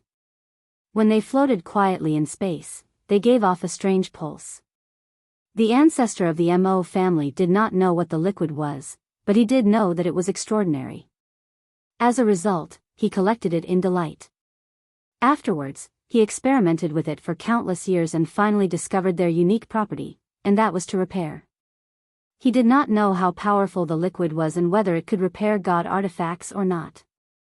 He only knew that the damaged supreme quality saint artifact he had found in the past was completely repaired with a single droplet. The only flaw was that it descended to high quality after being repaired. Chapter 18:16. Repairing the armor. The ancestor of the Mo family hesitated as he stared at the damaged armor. Uncertainty flickered through his eyes as he became extremely hesitant. With a thought, a simple jade bottle appeared in his hands silently. He stared at the jade bottle and remained quiet for a very long time. This was because the bottle contained the droplets of miraculous liquid he had accidentally come across and obtained in outer space. The liquid is extremely precious. That's without a doubt. But do I use it on the god artifact or not? Can the liquid repair the armor? If it can't, wouldn't that just be wasting the treasured liquid? The ancestor of the Mo family was extremely conflicted as he held the damaged armor in one hand and the bottle of liquid in the other. Moreover, there's something else important to consider. Wealth leads to ruin from others' greed. A god artifact is immensely precious, and even many infinite primes don't possess something like that. I definitely won't be able to keep the god artifact after news makes it out with my mere strength. I might even end up dooming myself. Of course, primordial realm experts will not notice it if I keep the god artifact in its current shape. If I repair it, there'll be more than a single primordial realm expert who will come looking for me, but if I don't repair it, how do I kill Jian Chen and take revenge for my dear descendant? The ancestor could not help but become enraged when he thought about how the patriarch of the Tian Yuan clan had claimed the life of his beloved descendant. Killing intent surged within him. Of course, the message the 2 elders brought back was the most important. It made the ancestor panic. They had relayed the message that the patriarch of the Tian Yuan clan, Jian Chen, would come personally to take back the armor before long. In the long run, I can't repair the god artifact right now because I won't be able to keep it with my current strength. At the same time, I heard that you have to reach the primordial realm to use the power of a god artifact. My current strength is nowhere close to that. The burning desire in the ancestor's eyes gradually vanished, and he calmed down. He gave up on repairing the god artifact with the miraculous liquid. This one greets the ancestor. I have important matters to report. A voice filled with reverence rang out from outside at this moment. Speak, said the ancestor of the Mo family. Ancestor, I've just received the news that the patriarch of the Tian Yuan clan from the Dong'an province has broken through recently in God King Duanmu's dwelling, the person outside replied courteously. The ancestor of the Mo family felt like a bolt had struck him from the blue when he heard that. His body shook violently, and his face sunk in that instance. Is that true? He has broken through? The ancestor growled.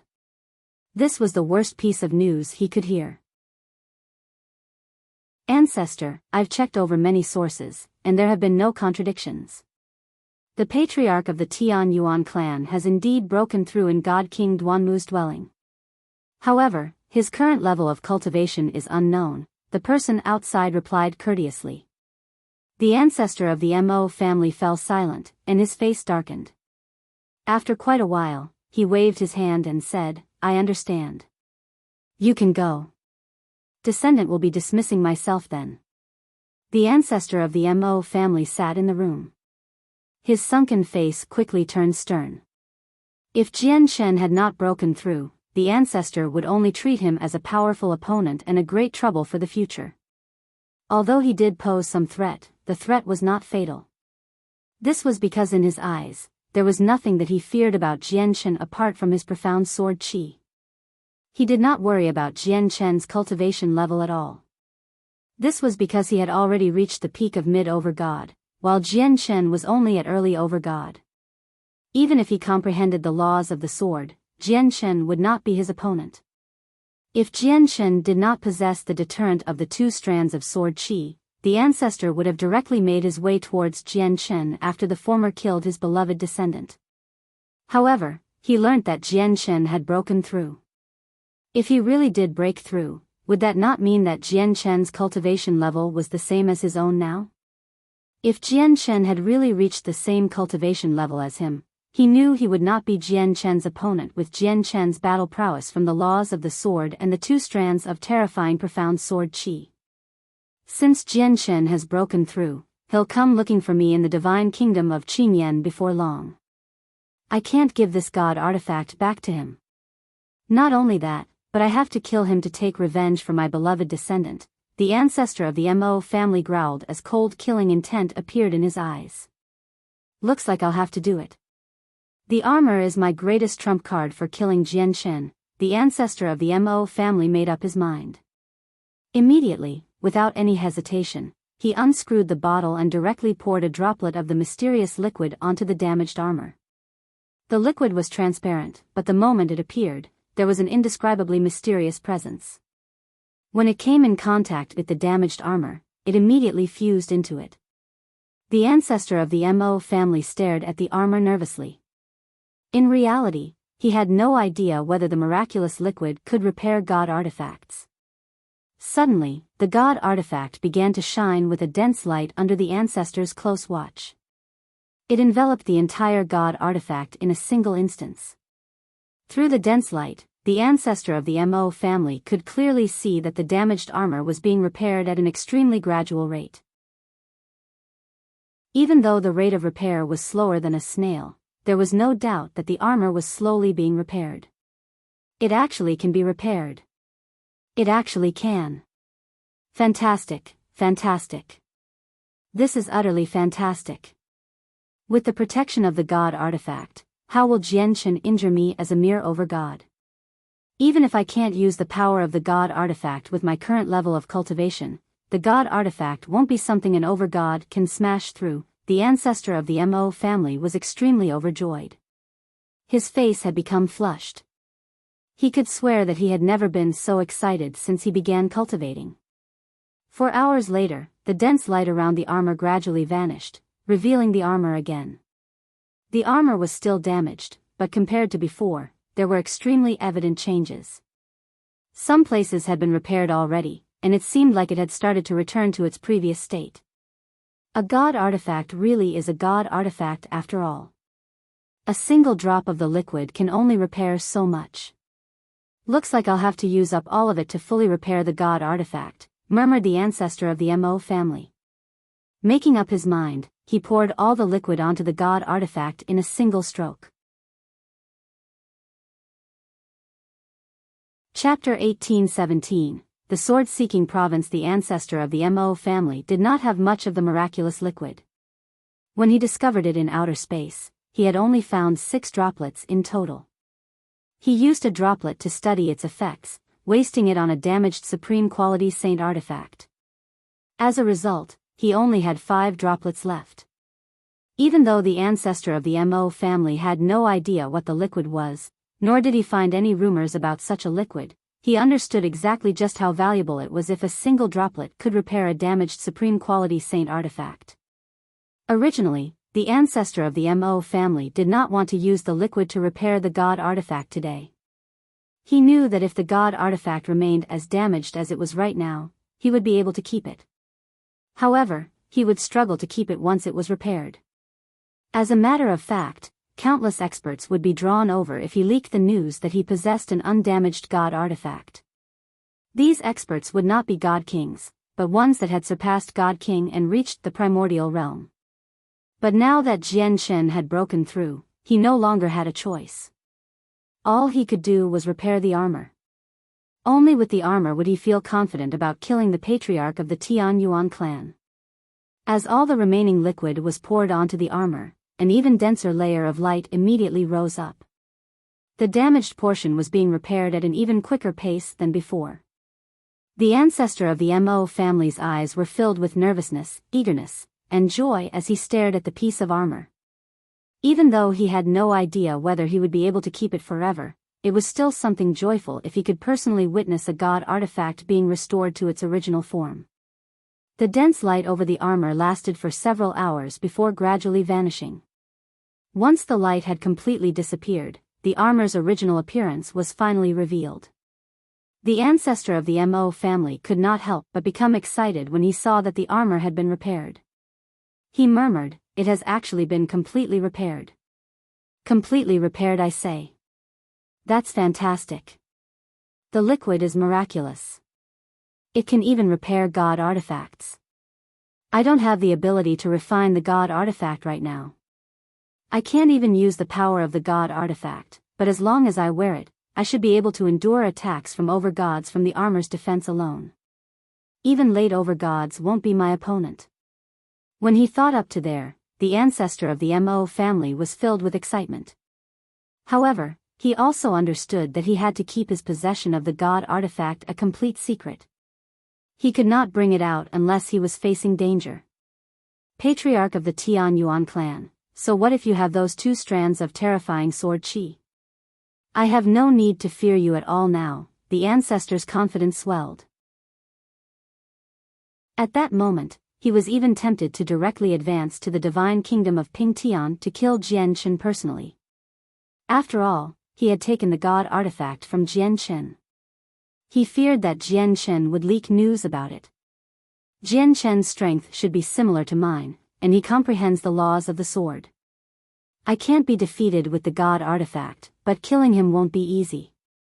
If he wants to escape, I probably won't be able to stop him. I can't go to the divine kingdom of Pingtian right now. Whatever. Jian Shen probably won't leak the news of the god artifact either since he doesn't know that I've repaired it. I'll just cast down the most powerful formation I can get my hands on here and wait for Jian Shen to come patiently. The sword-seeking province was one of the 36 provinces of the divine kingdom of Pingtian, and it was also known to be the most powerful province. This was because the person who held absolute power in the province, Ling Ho Gong, was not only an overgod who had comprehended the laws of the sword, but also a founder of the divine kingdom. At the same time, the sword-seeking province possessed the only tax-free provincial city in the kingdom. All the income went to the Ling family that Ling Ho Gong came from. Just this was a great glory for the Ling family. There was an extremely large and grand manor in the center of the provincial city. The manor was where the greatest clan of the province, the Ling family, stood. A white-robed young man walked towards the entrance of the Ling family slowly. Stop. This is the estate of the Ling family. Do not loiter around. Before the young man could even approach the entrance of the Ling family, the guards stopped him at the entrance. The young man did not stop. Under the glares of the guards, he made his way to the entrance at ease. He said to the guards in an approachable manner, "Please pass on the message that Jian Shen of the Tian Yuan clan has come to visit. The patriarch has ordered that all uninvited guests must be turned down." The guard glared at Jian Shen as he said without minding too much. However, before the guard had finished speaking, he came to a sudden halt. A great change occurred in his eyes at that moment as he stared at Jian Shen in disbelief. He said in surprise, "Wait, what did you just say? The Tian Yuan clan? Which Tian Yuan clan? Is it the Tian Yuan clan from the Dong'an province?" Jian Shen smiled, "Correct. The Tian Yuan clan from the Dong'an province." The expressions of the guards immediately changed when they heard that he was from the Tian Yuan clan of the Dong'an province. They stopped glaring at Jian Shen, and their eyes became filled with reverence. "Esteemed guest, please wait. I will contact the patriarch immediately." A guard ran off in a hurry. The patriarch of the Ling family, Ling Majian, was currently holding a clan meeting in the discussion hall of the clan. He sat on the patriarch's throne. He was stern and gave off a dignified bearing. Below him were the several dozen members of the upper echelon of the clan. At this moment, a guard rushed into the hall regardless of the rules. He said politely, "Patriarch, there's someone outside who claims to be Jian Shen from the Tian Yuan clan. He says he has come to visit our Ling family." "What? The Tian Yuan clan? Is it the Tian Yuan clan from the Dong'an province?" The patriarch of the Ling family was just about to scold and punish the guard for not following rules.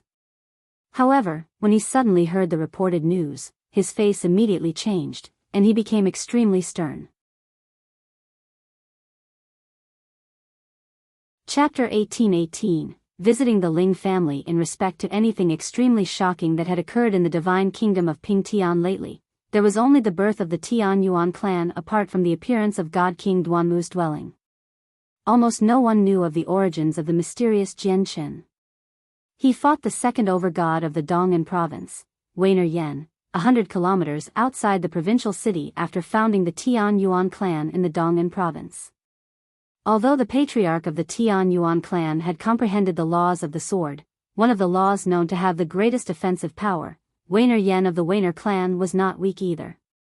He had comprehended the laws of strength, which was also known as one of the laws with the greatest offensive power. The two of them were roughly at the same level in terms of comprehension, yet the result of the battle took those who paid attention by storm. Weiner Yan had actually suffered a miserable defeat. The patriarch of the Tian Yuan clan had crushed Weiner Yan completely, emerging with no injuries at all. Not only did the results of the battle shake up the entire Dong'an province, but it also caused an uproar in the entire Divine Kingdom and the neighboring Divine Kingdoms for some time. Jian Shen had displayed his strength to the world through his battle against Weiner Yan. At the same time, many people witnessed his strength clearly. As a matter of fact, countless people labeled Jian Shen as the greatest among the 6 great provinces of the Divine Kingdom. They meant the strongest in the 36 provinces when they said greatest. The patriarch and the members of the upper echelon from the Ling family immediately became stunned when they heard that a person of the Tian Yuan clan had come to visit. Clearly, they were extremely taken aback. At this moment, the patriarch of the Ling family seemed to think of something. His face suddenly changed, and he stared at the guard sharply. He asked urgently, "What did you say? Who came to visit?" The guard did not tarry at all. He immediately repeated himself, "Patriarch, the person said he was Jian Shen of the Tian Yuan clan." Jian Shen. Jian Shen, is he? The guard seemed to understand as well when he reached the end of those words. His face changed drastically.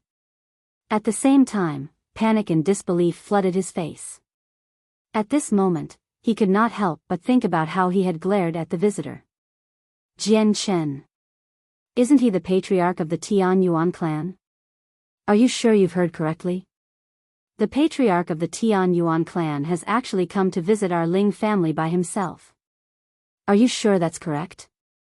We all know how great the patriarch of the Tian Yuan clan is. Moreover, our Ling family has no ties with his Tian Yuan clan, so why has he come to our Ling family? In particular, why has he come personally? At this moment, the discussion hall was thrown into an uproar. All the members of the upper echelon were excited and taken aback. At the same time, they felt disbelief. Who would ever dare to use the name of the patriarch of the Tian Yuan clan falsely? Quick, let's go to receive him together. At the same time, contact all the elders of the clan.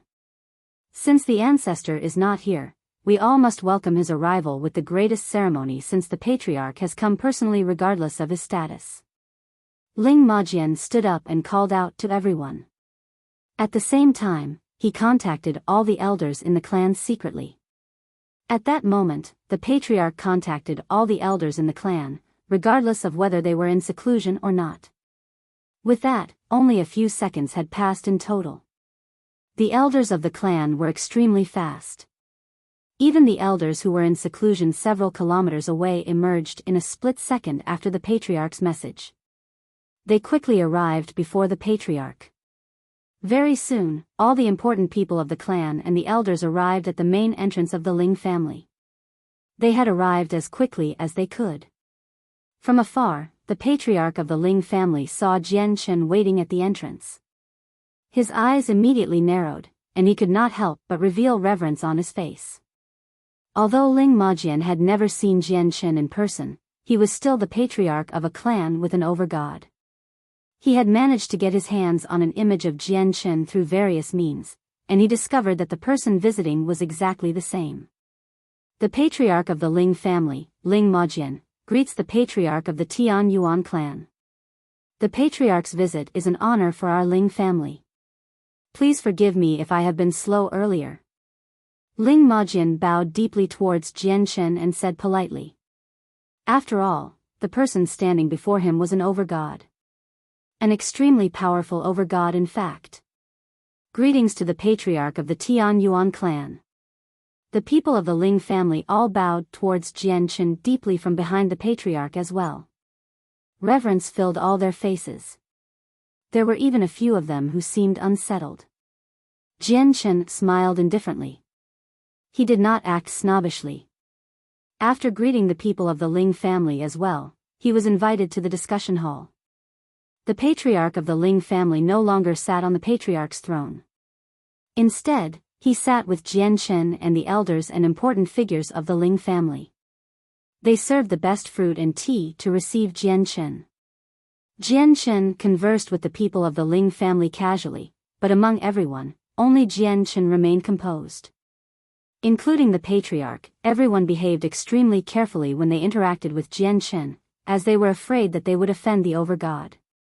The members of the upper echelon and the elders all tried to get on Jian Chen's good side as well. Patriarch Ling, may I ask if there is any news regarding Ling Hogong? Jian Chen gathered his focus at this moment and began to ask about Ling Hogong. This was the main reason why he had come to the Ling family. Jian Chen admired Ling Hogong quite a bit. After they separated in God King Duanmu's dwelling, he had not seen him again, so he felt slightly worried for him. Ling Majian's face darkened when this matter was mentioned. He sighed gently. The ancestor hasn't returned ever since he left for God King Duanmu's dwelling. At the same time, he hasn't passed on any news, so even we have no idea about the ancestor. I only heard that the ancestor offended an extremely great organization for a sword in God King Duanmu's dwelling. Sigh, Ling Majian's face was filled with worry. When he learnt just how powerful the organization his ancestor had offended was, his face had paled on the spot. Chapter 1819, Movements of the Demon Cult, 1. I just hope that the organization won't pay attention to such a small matter. Otherwise, the Ling family would be in great trouble if they really did look into it, Ling Majian said sternly. Jian Chen sat there silently. He probably understood just how powerful the Empyrean demon cult was more than any other overgod in the divine kingdom of Pingtian. Even the peak organizations of the Cloud Plain would not dare to offend the Empyrean demon cult so easily. Ling Hogong really had taken quite a large risk for the sword. I hope that Ling Hogong can power up as quickly as possible after receiving God King Duanmu's legacy. Fortunately, he only offended the vice leader of the branch on the Cloud Plain and not the entire organization, Jian Chen thought. He did not want to see Ling Hogong dying at the hands of the Empyrean demon cult. In that past years, many unknown people have appeared in our sword-seeking province. Even though they are mainly deities, with a few at the origin realm, we've discovered under close surveillance that they've basically all come for our Ling family. We know this because they've all chosen ins that are closest to our clan. They seem to be keeping an eye on all our movements, the patriarch of the Ling family said extremely sternly. His voice contained much helplessness. He clearly knew that these people had come to keep an eye on the Ling family, yet the clan simply did not dare to move so casually. This was because their ancestor was not present, and without their ancestor, everything they wanted to do became difficult in such a sensitive period of time.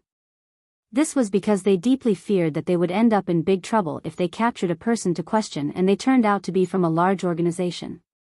Not only would it fail to assist the Ling family, but it would bring in a storm instead. Unknown people?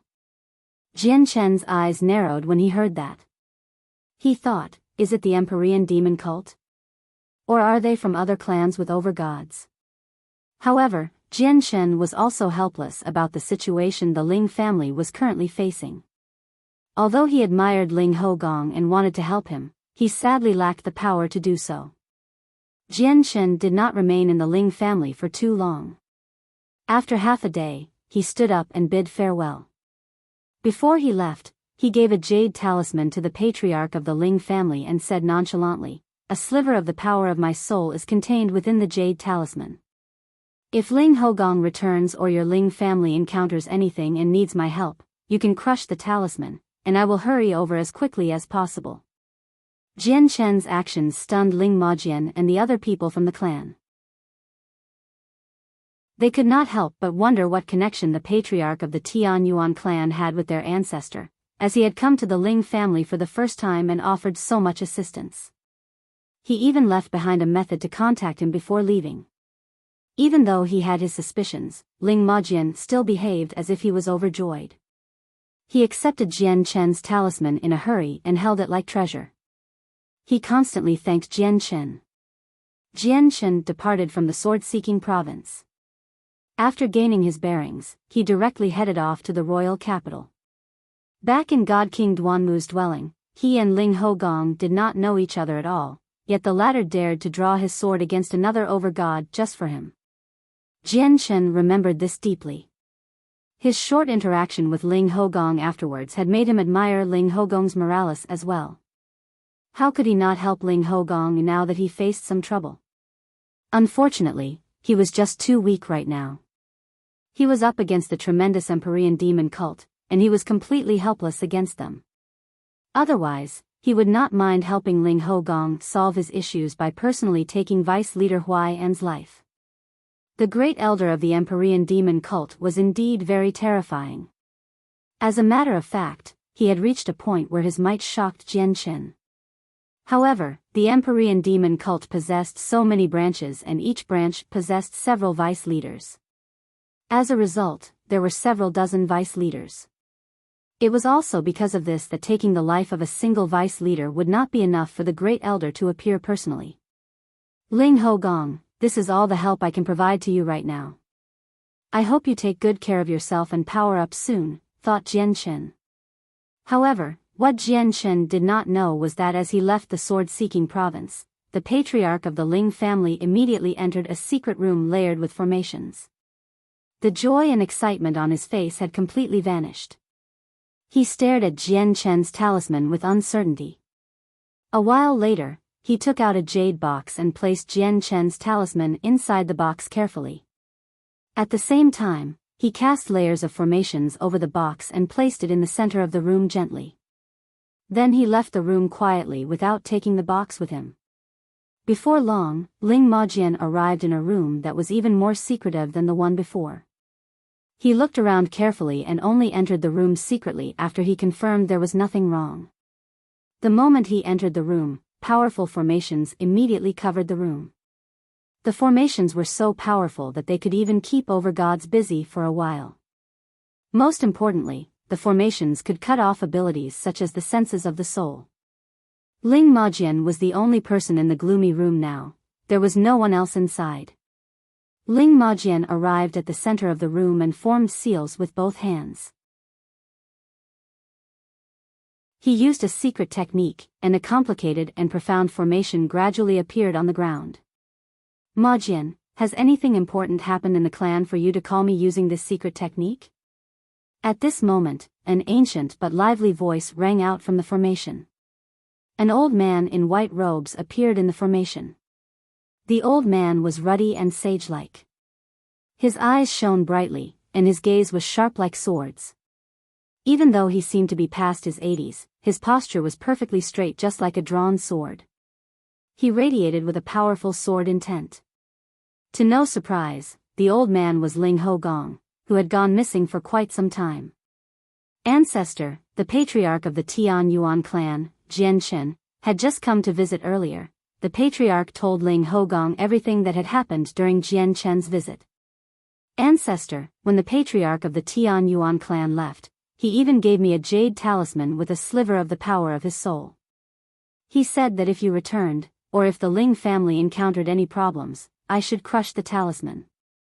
I was wondering if he was reliable and could be trusted? Ling Majian said carefully. I never thought that brother Jian Chen would have already founded a Tian Yuan clan in the Dong'an province. It's just a pity that I can't move about freely, or I would definitely congratulate him personally, Ling Hogong sighed emotionally. It had already been several decades since he communicated with the clan. He had always remained in a secret place to cultivate and did not come in contact with the outside world. As a result, he only learnt about Jian Chen founding a clan now. Although I've only met brother Jian Chen recently, although there are deception and trickery everywhere in the saints' world, I personally believe that brother Jian Chen is a good person. He's definitely a trustworthy person. Although brother Jian Chen said he would help you, you must act accordingly. If the Ling family comes across any problems that even I cannot deal with, do not contact brother Jian Chen. Don't cause him any problems, understood? Ling Hogong said. Chapter 1820, Movements of the Demon Cult, 2, As the Ancestor Wishes. Ling Majian replied politely before ending the conversation with Ling Hogong. Ling Majian carefully left the secret room before returning to the room he had placed Jian Chen's jade talisman in. Ling Majian had stored the jade talisman from Jian Chen in a jade box covered by formations, and he had placed the box gently in the center of the room. Before, he was clearly cautious about Jian Chen. He was afraid that Jian Chen had planted tricks on the jade talisman to track all of his movements. As a result, he did not take the jade talisman with him when he contacted Ling Hogong. However, now that he had learnt that Jian Chen was trustworthy from Ling Hogong, he completely dismissed all his caution. He arrived in the center of the secret room, bent down, and picked up the jade box. He removed the formations on it before putting it away in his space ring sternly.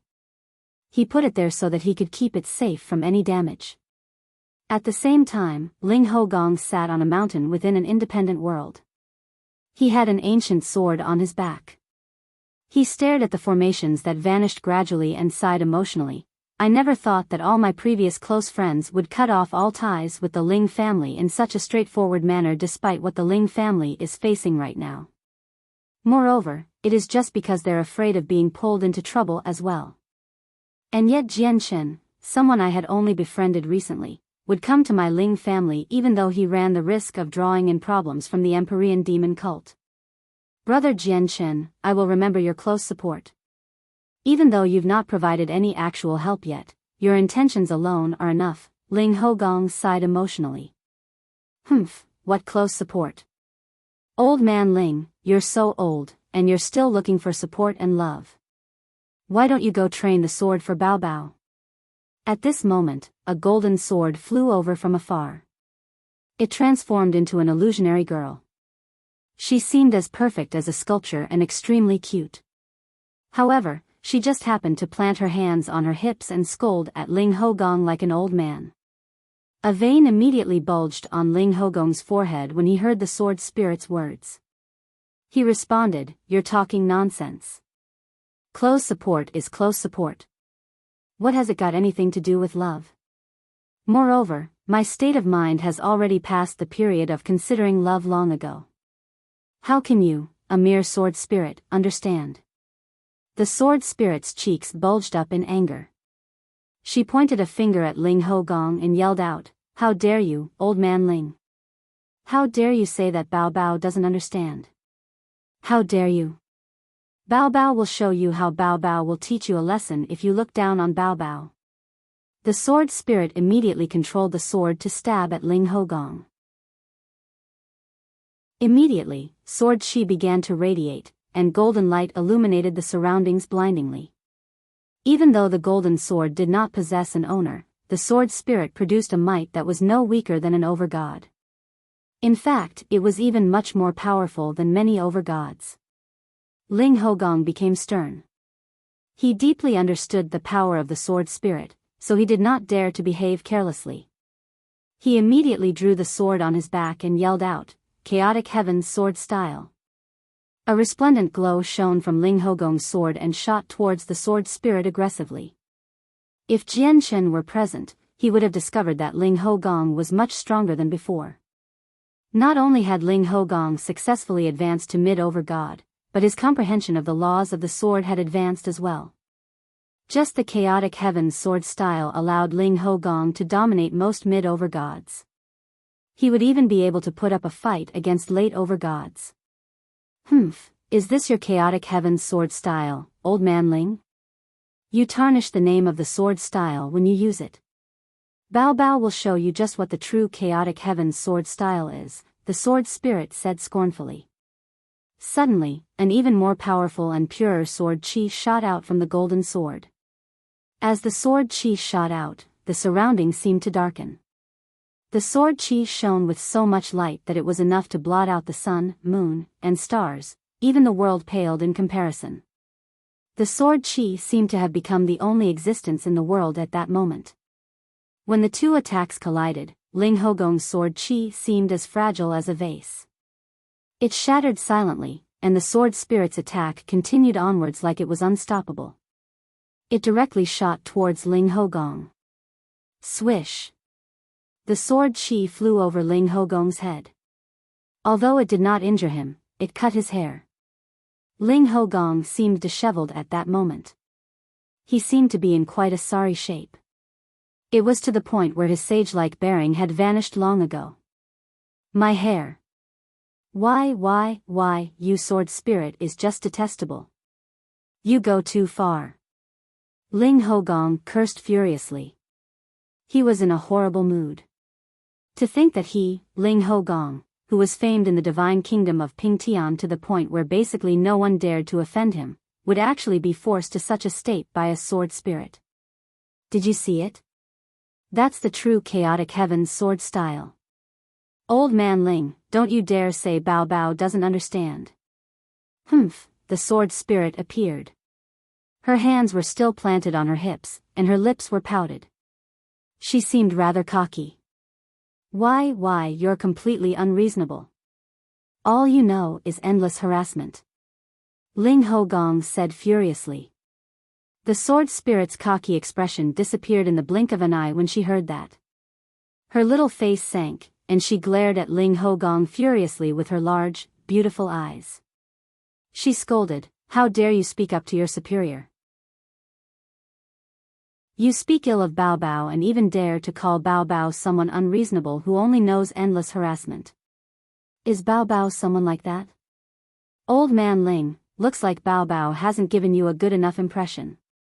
Bao Bao will definitely teach you a solid lesson this time so that you know about my power. This time, Bao Bao will strike awe into you deeply, enough for you to gain a deep impression.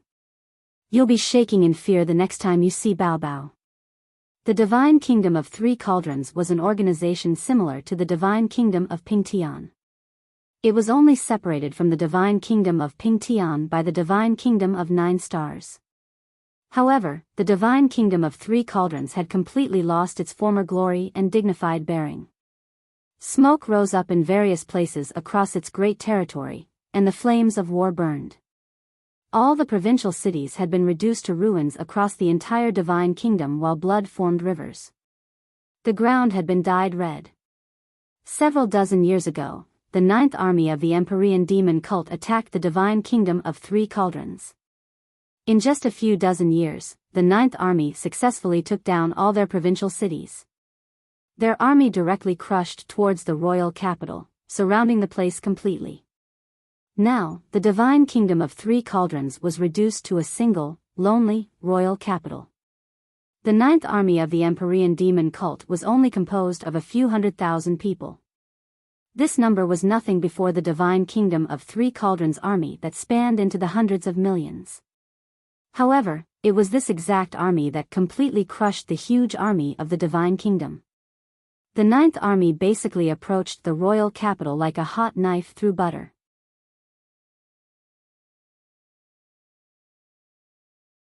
Chapter 1821, Movements of the Demon Cult, 3. Now, the remaining forces of the Divine Kingdom of Three Cauldrons were stationed in the royal capital.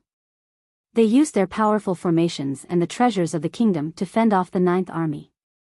They had reached a temporary stalemate. The remainder of the Divine Kingdom was extremely powerful with their formations and treasures.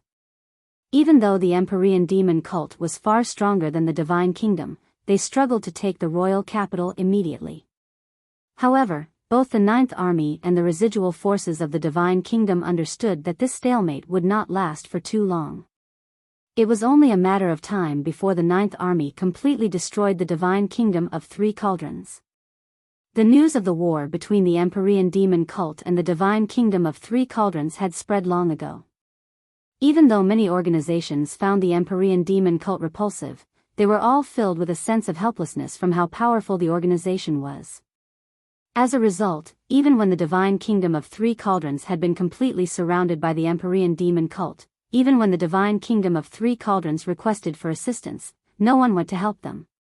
This was because the Divine Kingdom of Three Cauldrons was up against the terrifying Empyrean demon cult. Even though they could easily hold off the 9th army or even destroy it if they worked together, no one dared to take action. There was still the 8th army and the 7th army after the 9th army. There was even the 1st army, which was enough to cause many people to pale in fear. As a result, many people sympathized with the Divine Kingdom of Three Cauldrons, but no one dared to do anything about it. At this moment, there was a reasonably sized military base 100 kilometers away from the royal capital. The base was not particularly big and dark clouds rolled in the sky above it. A demonic presence gathered there. Every single soldier in the base practiced extremely powerful and brutal demonic cultivation methods, so not only did they possess extraordinary cultivation levels, but their battle prowess was extremely great as well. It was exactly because of this that they could annihilate the gigantic army of the Divine Kingdom with just 100,000 people and make their way to the royal capital. There was a grand divine hall in the center of the base. The divine hall was completely red as if it had been covered in blood. A metallic smell of blood seemed to be present. Just standing outside the divine hall would be enough to overwhelm most people. At this moment, someone suddenly slammed a table heavily. A cold growl followed. 10 years. It has been 10 whole years, and our 9th army still hasn't gotten through to the royal capital. Do the three of you even have brains? Why don't you think about a way that will allow you to take down this place as soon as possible? I've stared at this shitty city for 10 years already. I get angry just from glancing at it now. The speaker was a burly man. He currently sat on the commander's seat as he stared at the generals around him. The burly man was the commander of the 9th army. He was known as the Blood God Hand, Yen Wuming. At the same time, he was an extremely powerful god king. The generals all became rather pale as they faced their furious commander. Clearly, They feared the commander very much, and their hair stood on end as a result. Yan Wuming. At this moment, a cold voice rang out in the hall. An illusionary and extremely handsome man in white robes appeared. The young man's face was slightly feminine. At first glance, he seemed like an indescribably handsome man, but looking at him again, he seemed more like an alluring beauty instead. If it were not for his chest, many people would have believed him to be a woman. Yan Wuming stared at the young man coldly, and the viciousness in his eyes did not decrease at all.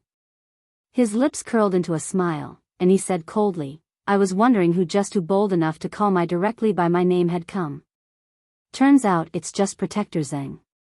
Protector Zheng, you must not be bored enough to just come to check on what I'm doing since you projected yourself here from so far away. Hurry up, and say what you need to say. Once you're done, get out of my territory." "Humph, Yan Wuming, so mighty of you. I'm a protector of the cult. I can go wherever I want where the 9 armies are present. Just you aren't enough to tell me what to do," Protector Zheng said coldly. "I don't have the time to bicker with you, you unmanly and unwomanly transgender. Hurry up and say what you have to say, then get out of here," Yan Wuming said impatiently as a vicious light flickered through his eyes. "You," Protector Zheng was furious, and his face paled as a result. He pointed at Yan Wuming angrily, but seeing how fearless Yan Wuming was, he did nothing in the end. Even if were present personally, he would not be Yan Wuming's opponent, not to mention the fact that he was only a soul projection right now. Sucking in a deep breath, Protector Zheng forcefully suppressed his anger and said coldly, "I've only come for one matter. Have you captured God King Duanmu's successor?" "Humph, can't you see I'm invading the divine kingdom of 3 cauldrons? They have 3 god kings.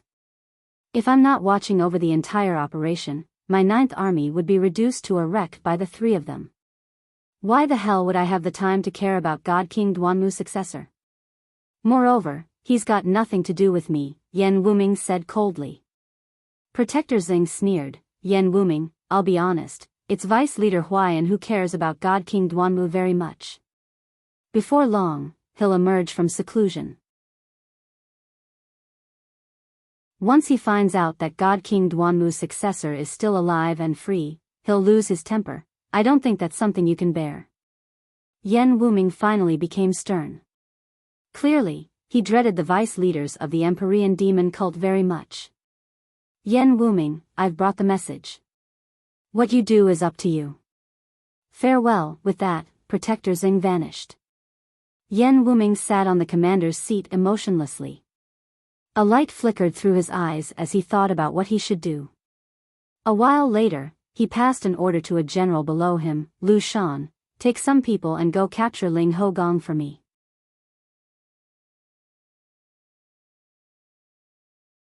Chapter 1822, The Royal Capital of Pingtian. "Yes, sir."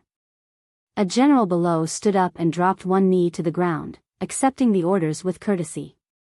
Lu Shan left the divine hall.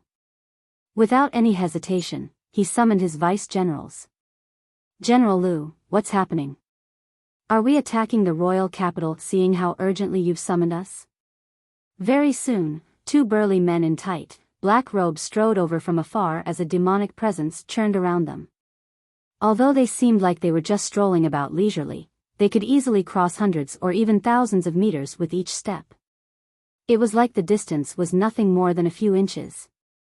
They were still several kilometers away when they began talking, and it had taken them less than 5 seconds to finish their words. However, in just that short period of time, they had crossed the distance and appeared before General Lu Shan. "You must have heard about the matter regarding God King Duanmu's successor." Just then, Protector Zheng personally came to ask about it in the form of a soul projection. "As a result, the commander has ordered us to go to the divine kingdom of Pingtian to capture Ling Hogong. You 2 come with me," Lu Shan said to the 2. Not only were these 2 his deputies, but they were also his brothers that had gone through thick and thin with him. Protector Zheng personally asked for this? Why do I remember that our commander has always been on bad terms with Protector Zheng? Why would he listen to him? One of the deputies asked in confusion after hearing Lu Shan's words. Lu Shan became stern and growled, Vice Leader Huai is about to emerge from seclusion. The expressions of the two deputies changed when they heard that. They could not help but become polite and show respect. We should not tarry then. General Lu, let's set off as soon as possible. Though this Ling Hogong sure has some prestige. He could raise the attention of Protector Zhang and even get our commander to order us personally to capture him. Hee. Now that we three overgods are moving out personally, Ling Hogong shouldn't be able to complain about dying in vain, the two deputies sneered as a vicious light shone in their eyes. On the roads that extended in all directions outside the majestic royal capital of the divine kingdom of Pingtian, many cultivators gathered daily. Merchants flowed in and out of the huge city gates. From time to time, there would even be luxurious carriages pulled by rare, invaluable beasts that slowly made their way towards the royal capital. Without a doubt, the people within those carriages were people with quite some power. However, regardless of the greatness of their backgrounds, flying was forbidden when entering the royal capital. Even the organizations with overgods were affected. This was all due to their respect towards the royal capital. Only god kings could ignore the rules and directly fly into the city. Hold on to it. That is your pass into the city. Remember, you have to pay 10 low-grade divine crystals for every day you spend within the royal capital. Otherwise, the guards of the city will take you away, a guard explained to Jian Chen outside the city gates as he handed a medallion to Jian Chen. Jian Chen entered the city after taking the medallion. What dense origin energy! Compared to the provincial city of the Dong'an province, it's several times more. Not only is there quite a large vein of divine crystals below the royal capital, but there are also formations in the city that draw over all the origin energy in the surrounding radius of 10,000 kilometers. What extravagance! Jian Chen strolled through the streets of the royal capital as he observed the surroundings in interest and studied the layout of the city. Now that his comprehension of the laws of the sword had reached the level of late overgod, his perception was far greater than before. He could see through many hidden things with just a single glance. The entire city is enveloped by an extremely vast formation. Every single street and store is connected to the formation, causing the entire city to become as tough as steel. Even battles between overgods would not be able to create any damage to the structures in the city. The huge formation has already reached the level of god kings. Only god kings can smash through it. And aside from the defensive formations, there's also trapping and killing formations in there. With these formations, even god kings would probably fail to leave unscathed if they came to make trouble. Jian Chen marveled from the bottom of his heart. The royal capital was so powerful that it made him sigh emotionally after seeing it. He thought about how he would be truly free of worries if the formations of the provincial city in the Dong'an province were so powerful. At this moment, Jian Chen came to a halt. He casually glanced past a building that he was about to pass by, and he immediately caught sight of the 3 words, True Sword Pavilion. They were written in a fancy font. Vaguely, a sharp sword chi seemed to surge out. Clearly, the place was a shop that specialized in flying swords. After pausing for a moment, Jian Chen entered without any hesitation at all. The pavilion was filled with a great collection of various flying swords. Small groups of people gathered within the large store as they studied the swords like gentlemen. They would shake their heads in disappointment at times, and they would also nod and praise at other times. A few pretty women received them as customers politely with businesslike smiles, presenting swords to them patiently. Among them, there was a group that stood out the most. They had basically become the center of attention in the shop, attracting the gazes of everyone present. The group consisted of 2 women and 1 young man. One of the women possessed devastating beauty. Not only was her beauty and bearing extraordinary, but she also possessed an otherworldly charm. Her expression was gentle, making her seem quiet. A single glance was enough to make people feel warm inside. The other woman also possessed extraordinary beauty. Her face was filled with an uncontainable sense of arrogance. From her curled lips, she was clearly a rude and unreasonable woman. The young man was dressed in luxurious robes and was extremely handsome. However, his face was filled with arrogance as if he looked down on everyone. Evidently, he was a wastrel from a powerful clan. A few guards stood behind each of them. Even though they were only at the peak of reciprocity, they were clearly not nobodies. At this moment, the young man smiled as he spoke gently to the soft-spoken woman beside him. Uncontainable adoration filled his eyes.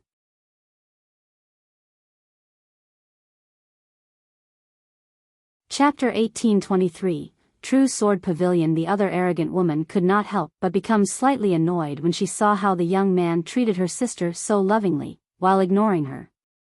Her face darkened slightly. "Welcome, young master. How may I be of service?"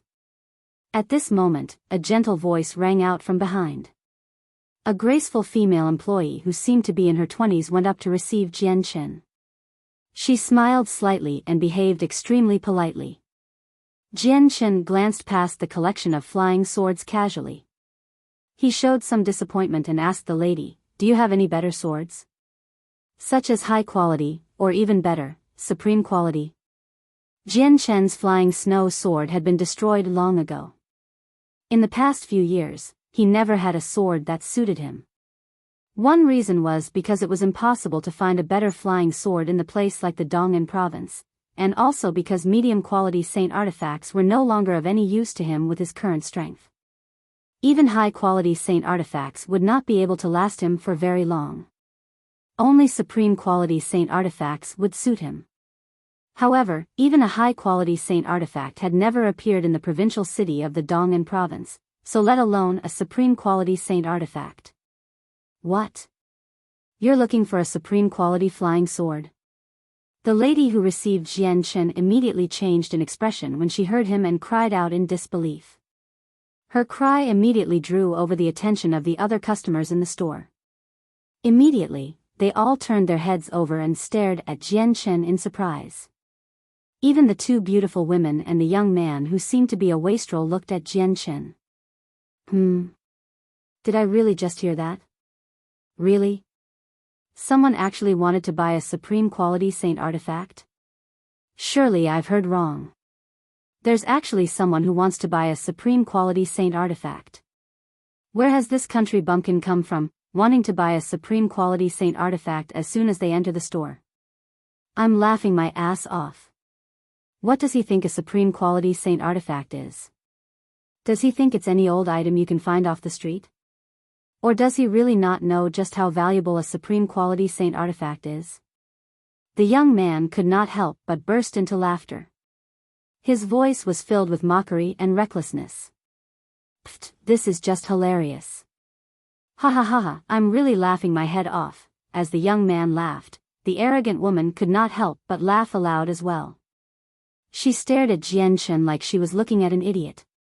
Even the beautiful, quiet lady could not help but smiled slightly as she studied Jian Chen closely.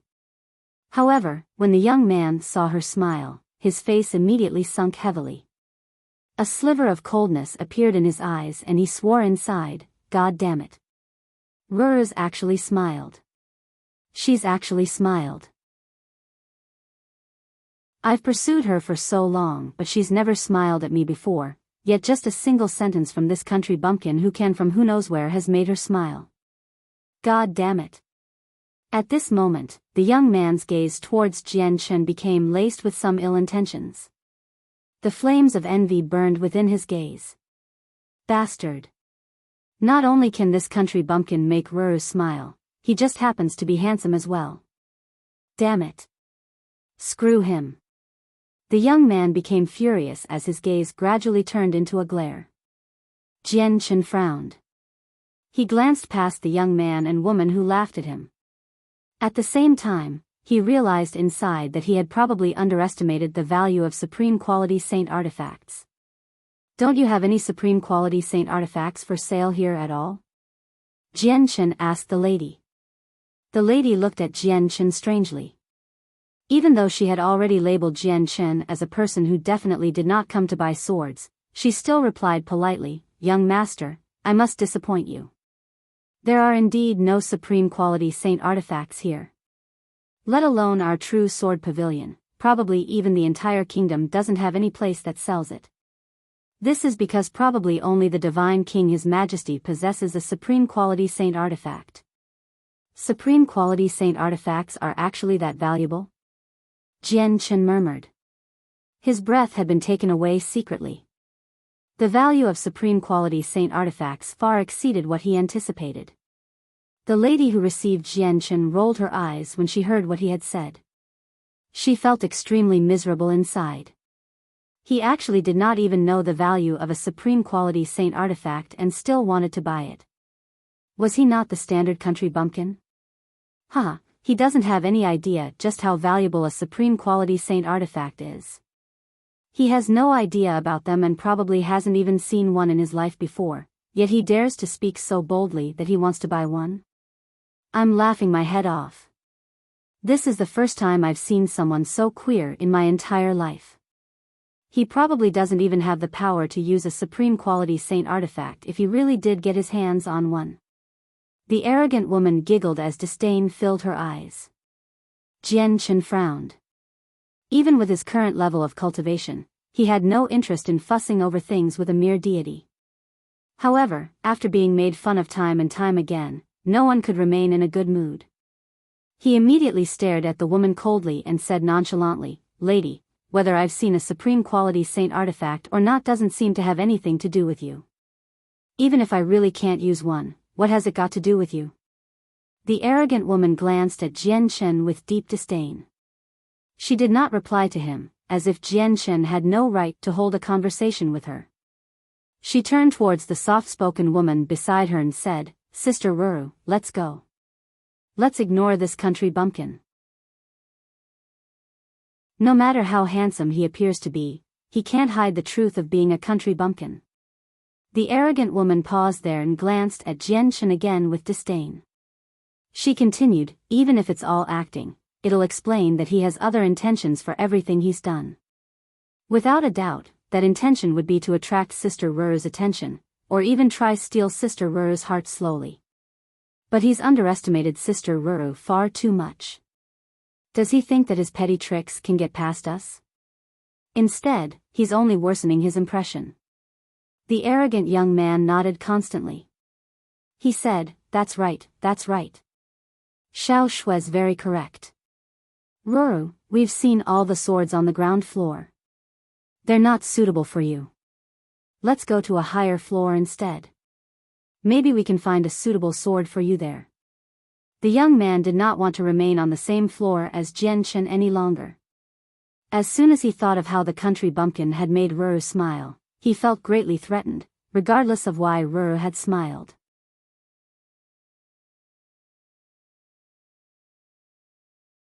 Chapter 1824. A member of the Yang family. He would not have minded it too much if that country bumpkin was nothing too special in terms of appearance, but he just happened to be even more handsome than himself. He felt even more unhappy when he sensed the great confidence that the country bumpkin exuded. The girl called Ruru nodded gently. She seemed gentle and quiet such that all her actions made her seem like the daughter of a large family. She did not give off any sense of arrogance. After staring at Jian Chen again to study him, she went upstairs with the other two. The young man just happened to see Ruru's actions, so his face immediately became even uglier. He glared at Jian Chen angrily before going up. Jian Chen completely ignored all of this. With his increase in strength, his mental state had changed gradually as well. The wastrel from a large family who was only a deity at most just seemed like an immature child in his eyes. Was an adult supposed to get into an argument with a child after being insulted? That would just be petty. Moreover, he knew that he really had been a little too abrupt in asking for a supreme quality saint artifacts as soon as he made it through the door. "Then do you have any high-quality flying swords?" Jian Chen asked again. He could only change his request seeing how supreme quality flying swords were unavailable. The lady who received Jian Chen glanced at the few people who had already gone upstairs. All of their backgrounds were terrifying. Clearly, she had become slightly impatient towards Jian Chen's question, but she did not show it at all, as she had gained a rough idea that Jian Shen had probably mentioned supreme quality saint artifacts to attract the attention of the girl called Ruru. Now that he asked about high-quality saint artifacts, it was probably an excuse so that he could go upstairs as well. Young master, our store just happens to have a few high-quality saint artifacts, but they're all upstairs. The lady maintained her business smile and did not show a trace of what she was thinking. Take me there, Jian Shen said without any hesitation at all. He truly lacked a suitable weapon right now. Yes, young master. Please follow me. The lady was filled with contempt inside, but she still led Jian Shen to the next floor extremely politely. Jian Shen found the three people with just a single glance as soon as he arrived on the next floor. They were currently choosing a flying sword with great attentiveness under the protection of their guards. The three people clearly discovered Jian Shen as well. The young man's face immediately sank, and he roared out furiously, "Brat, you really know how to stick around. You're following us wherever we go. If you're clever, piss off, or don't blame me for being impolite."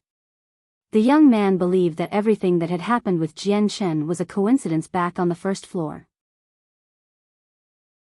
However, after listening to the arrogant woman's words, he partially believed that Jian Shen had only come to the True Sword Pavilion to draw Ruru's attention. In fact, he had hurriedly proceeded to the next floor with Ruru so that Jian Shen would not be able to capture her attention too much. However, he never thought that Jian Shen would actually follow them up as soon as they went to the next floor. It only consolidated his thoughts. He believed that Jian Shen had come for Ruru. Ruru was his beloved goddess. How could he let someone that was just as handsome as him garner her attention? As a result, he made up his mind to not let Jian Shen stay no matter what. The arrogant woman also showed some impatience when she saw Jian Shen come up as well. However, she then seemed to think of something. A gleam of light flickered through her eyes. The person that Yang Tai truly likes is Ruru.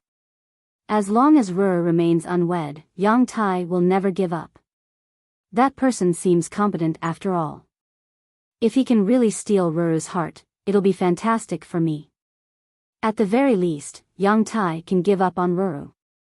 As soon as she thought of that, not only did the arrogant woman stop feeling annoyed by Jian Shen's presence, but she even became slightly eager for Jian Shen to steal Ruru's heart. Yang Tai clearly wants to move against him now. With Yang Tai's background, that person is in big trouble. I have to help him, thought the woman. Just when she wanted to assist Jian Shen to break free from the situation, she heard Jian Shen's voice ring out. Don't you think too highly of yourself? I've come here to buy a sword, and it's a complete coincidence that we're up here together. How can you say that I'm following you? Moreover, I'd suggest you watch your mouth, or you'll be making trouble, Jian Shen said calmly and slightly coldly. As the saying went, even the kindest of people could become displeased. Even though Jian Shen despised falling to the same level as people like him, he could only do something about it and teach them a lesson if they crossed his bottom line. Jian Shen's somewhat threatening words stunned all the people on the floor. They all glanced over and stared at him in disbelief.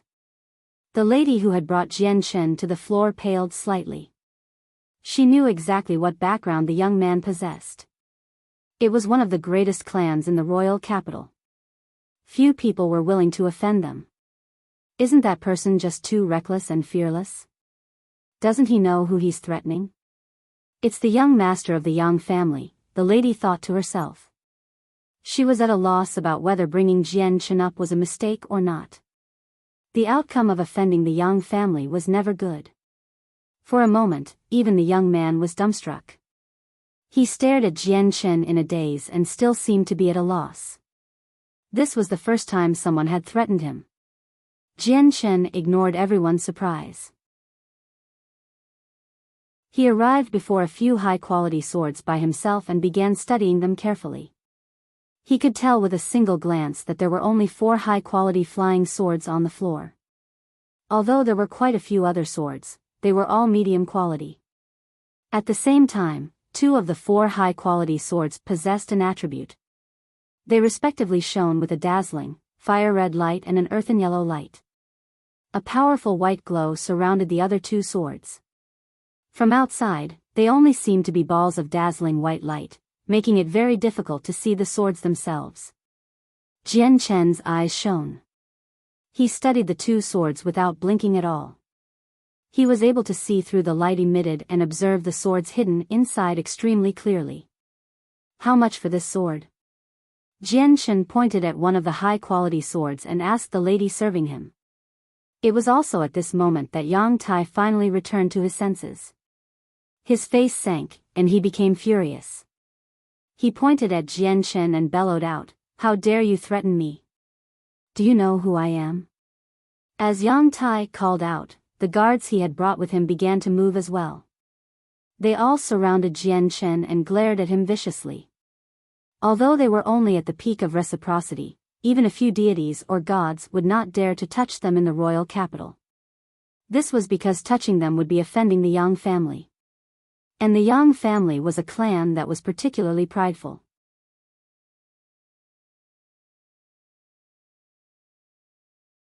Chapter 1825, The Flying Sword, Startling Rainbow, Bring me his tongue.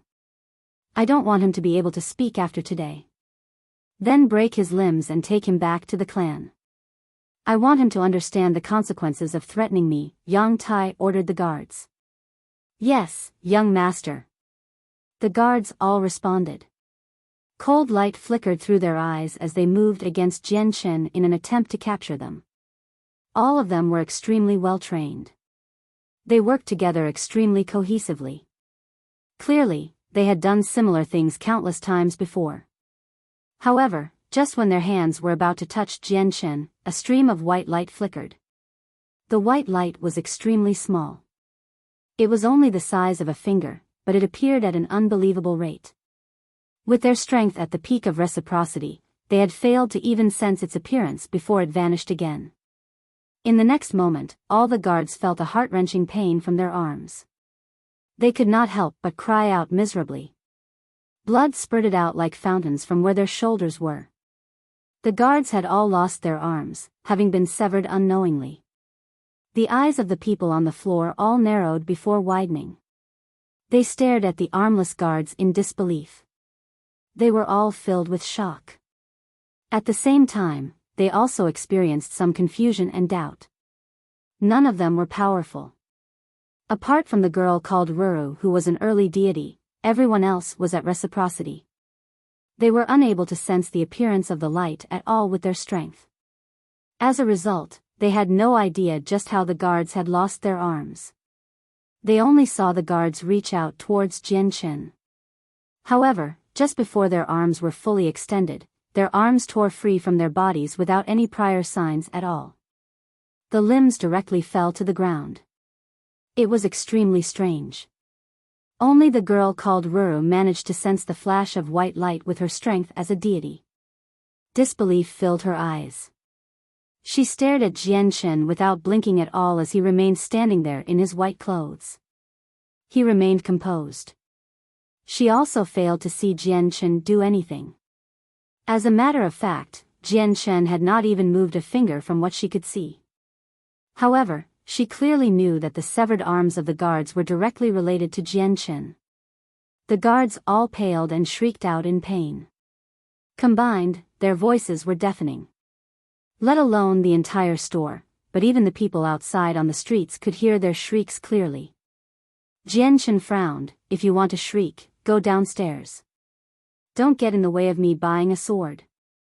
With that, Jian Chen kicked out a few times without any mercy at all, sending the guards out of the window as if they were unwanted. They landed on the street outside heavily. His actions immediately caused the lady who served him to pale. She thought, that's it, I'm done for. This person has completely offended the Yang family. The Yang family will never just leave the matter like this. Although it has got nothing to do with me, I was the one who brought him upstairs after all. Even I probably won't be able to avoid the punishment of the Yang family. Why, you actually injured my guards.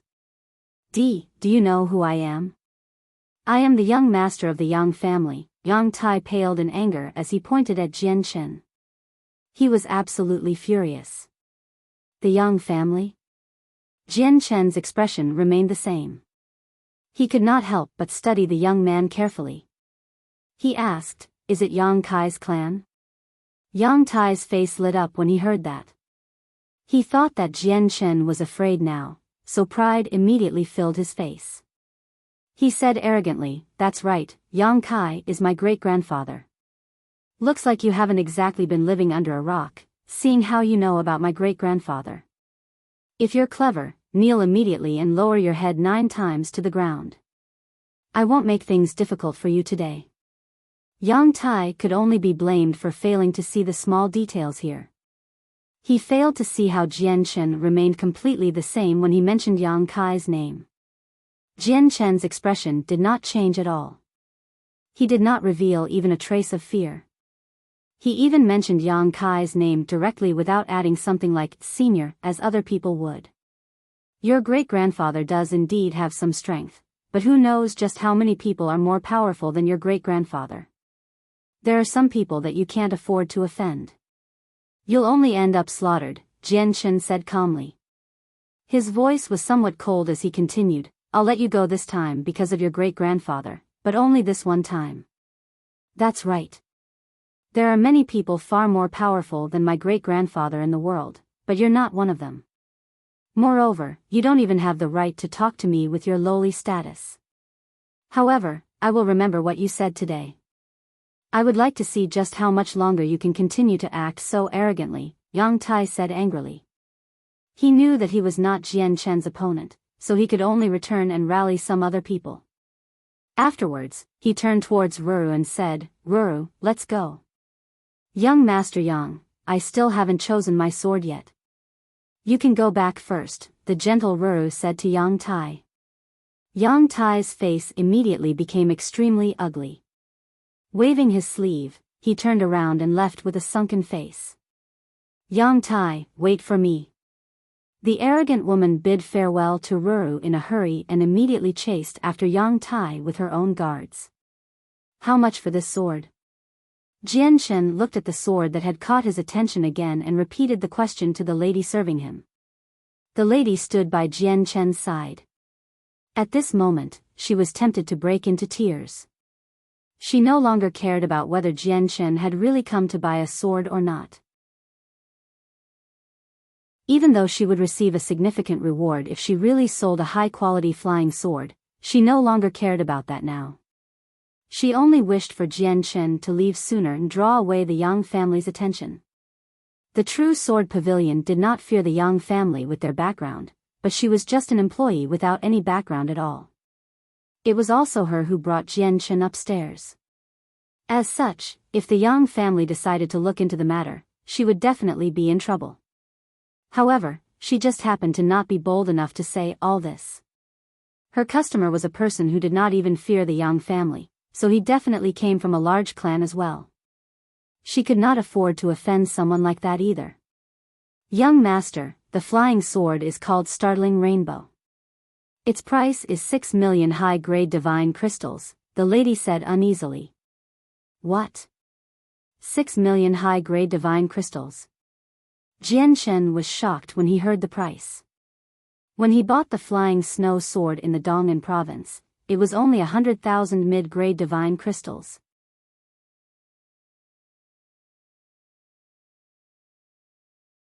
Chapter 1826. Greedy. The flying snow sword was a medium-quality saint artifact, while the startling rainbow sword was only a high-quality saint artifact. They were only a single tier apart, but the price was several hundred times more. This shocked Jian Chen very much. Jian Chen stared at the sword that was surrounded by dazzling light and sword qi. He fell silent in that moment as the light in his eyes flickered. He was hesitating. Clearly, the price of the sword had far exceeded Jian Chen's expectations. It actually required a terrifying amount of 6 million high-grade divine crystals. They were high-grade, nothing like mid or low-grade divine crystals. He still possessed the 10 blocks of high-grade divine crystal, which was more than enough to purchase the sword. However, he originally planned to break up the divine crystals into mid and low-grade ones so that Shangguan Mu'er and the others could use them to cultivate. He had not planned to spend so many here. 6 million high-grade divine crystals were equivalent to 600 million mid-grade divine crystals. Such an amount was enough for everyone to cultivate until they were gods. Of course, that was given that their comprehension of laws could keep up with their cultivation. Young master, the startling rainbow sword is actually relatively cheap among the high-quality saint artifacts. Many better high-grade saint artifacts are worth billions. May I ask if the young master is still interested in purchasing this high-quality saint artifact? The lady asked. Although she spoke very politely, there was a sense of urgency in her voice that anyone could tell. Her inquiry at the end even slightly sounded like she was chasing Jianchen away. It was like she was asking him to hurry up and buy the saint artifact or get lost. This was because Jianchen had offended the Yang family. If Jianchen remained, she would be pulled into the matter as well, so she naturally hoped for Jianchen to leave sooner so that the Yang family would direct their attention elsewhere. Jianchen also seemed to notice the underlying message in the lady's voice. He glanced at her and said nonchalantly, medium-quality saint artifacts are only around 100,000 mid-grade divine crystals. Why are high-quality saint artifacts so pricey? Looks like you don't understand the value of high-quality saint artifacts. At this moment, a gently voice rang over. It was a very natural and pleasant voice. The girl called Ruru looked over. The light in her limpid eyes shone as she stared at Jianchen very calmly. She said, the reason why there's such a great disparity in price between medium and high-quality saint artifacts is because high-quality saint artifacts are very difficult to forge, and the materials required are extremely difficult to find.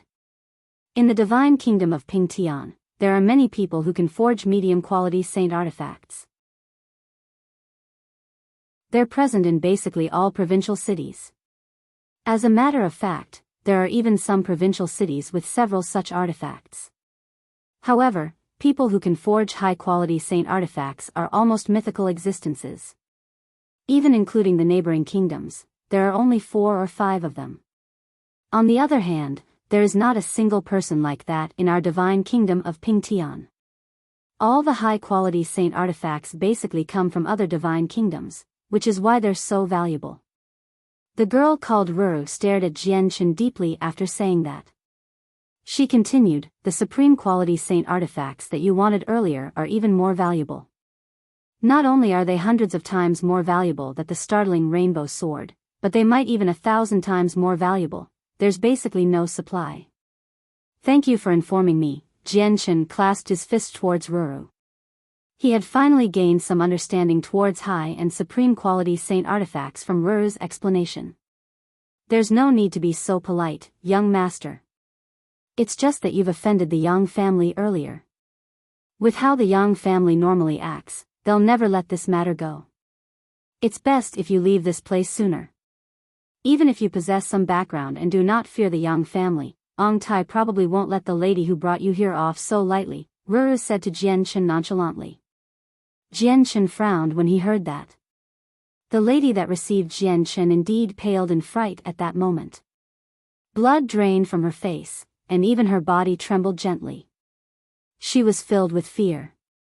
I'm buying the sword, Jianchen said to the lady.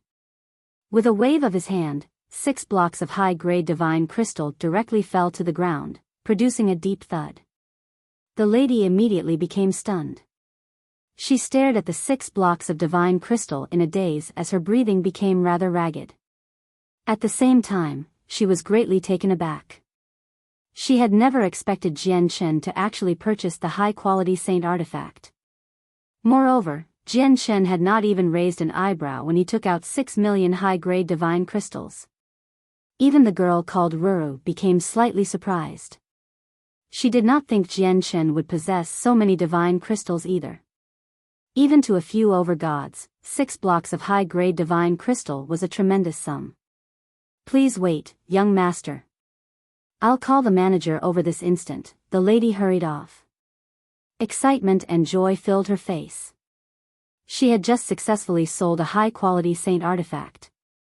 Not only would her commission be an astronomical figure, but it was also enough for her to receive a promotion. Once she possessed a certain level of status in the true sword pavilion, there would be no need for her to worry about any problems from Yang Tai. Very soon, the manager hurried over and successfully completed the transaction with Jian Chen. Before long, Jian Chen took the startling rainbow sword he had just purchased out of the store. He found a large, luxurious inn and directly reserved their best room. He closed the door and hung the sign, "Secluded Cultivation," on the door. After doing so, he began to refine the startling rainbow sword without pausing during the entire process at all. With this high-quality saint artifact, my strength will increase by quite a lot. It's just a pity that I can't find any supreme quality saint artifacts, Jian Chen thought. He found it to be rather regretful. After thinking this, he activated the defensive formations in the room. As Jian Chen refined the startling rainbow sword, Yang Tai also hurried back to the True Sword Pavilion with his group of people from the Yang family. Not only were there several deities in the group, but there was even a god elder. The True Sword Pavilion did not dare to give the furious people of the Yang family the cold shoulder. The manager himself appeared and received Yang Tai with a smile. "Young Master Yang, unfortunately, you've come a little late. The person you're looking for has already left. They're not in our True Sword Pavilion." I will obviously search the entire city for that person. But there was a lady in your True Sword Pavilion who worked with him. I have to take her away, Yang Tai said coldly. He did not dare to barge in with the manager standing at the door. Apologies, young Master Yang. She just sold a high-quality saint artifact, making a great contribution to our business. As a result, she has been promoted to assistant manager. You can't take her away, the manager of the True Sword Pavilion replied politely. What? She sold a high-quality saint artifact? Did that person really buy a high-quality saint artifact? Yang Tai was surprised inside, but he revealed a huge grin on his face soon after. Young master, since that person can purchase a high-quality saint artifact, he must have quite an impressive background. He might even be from a clan with an overgod. You can't act recklessly in regards to this matter. You can't offend such a powerful clan over something as petty as this, the elder of the Yang family said from beside Yang Tai. No. This matter relates to the pride and dignity of our Yang family. How can we just let the matter end like this? I have to find this person, Yang Tai said coldly. Joy filled his eyes as he sniggered, though, if he's willing to hand over the high-quality saint artifact, I'll forget this ever happened.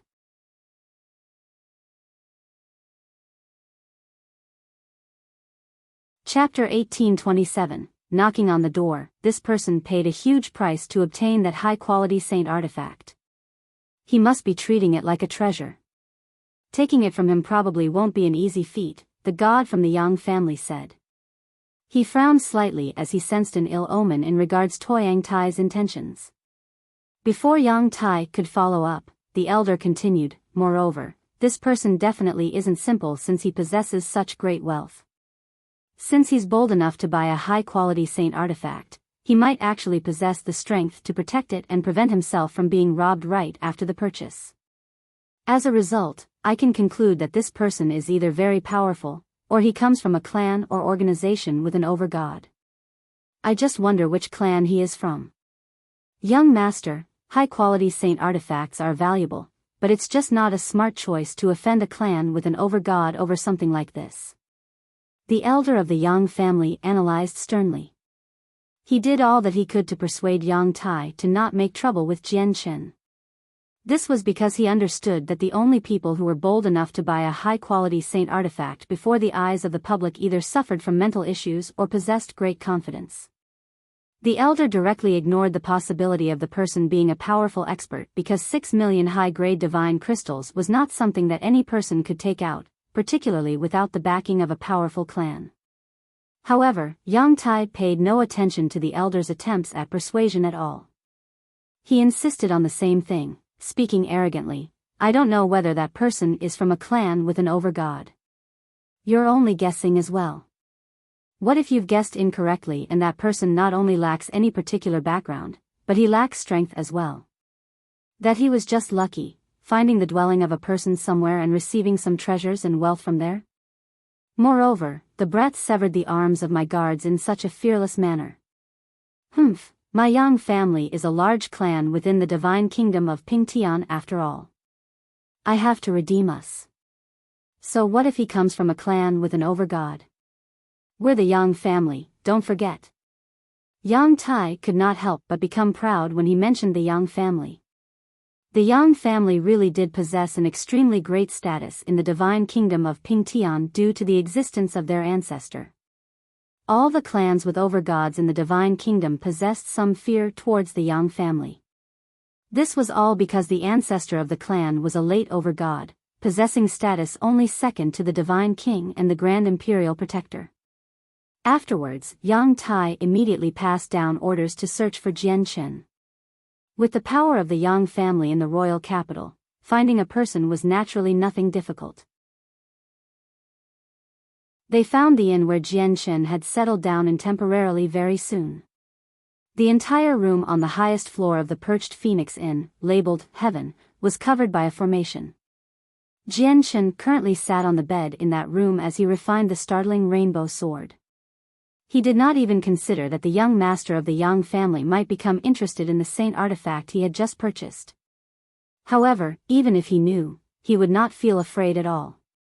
The ancestor of the Yang family, Yang Kai, was very powerful, having reached late overgod. However, he had also reached late overgod in terms of comprehension. All he lacked was cultivation.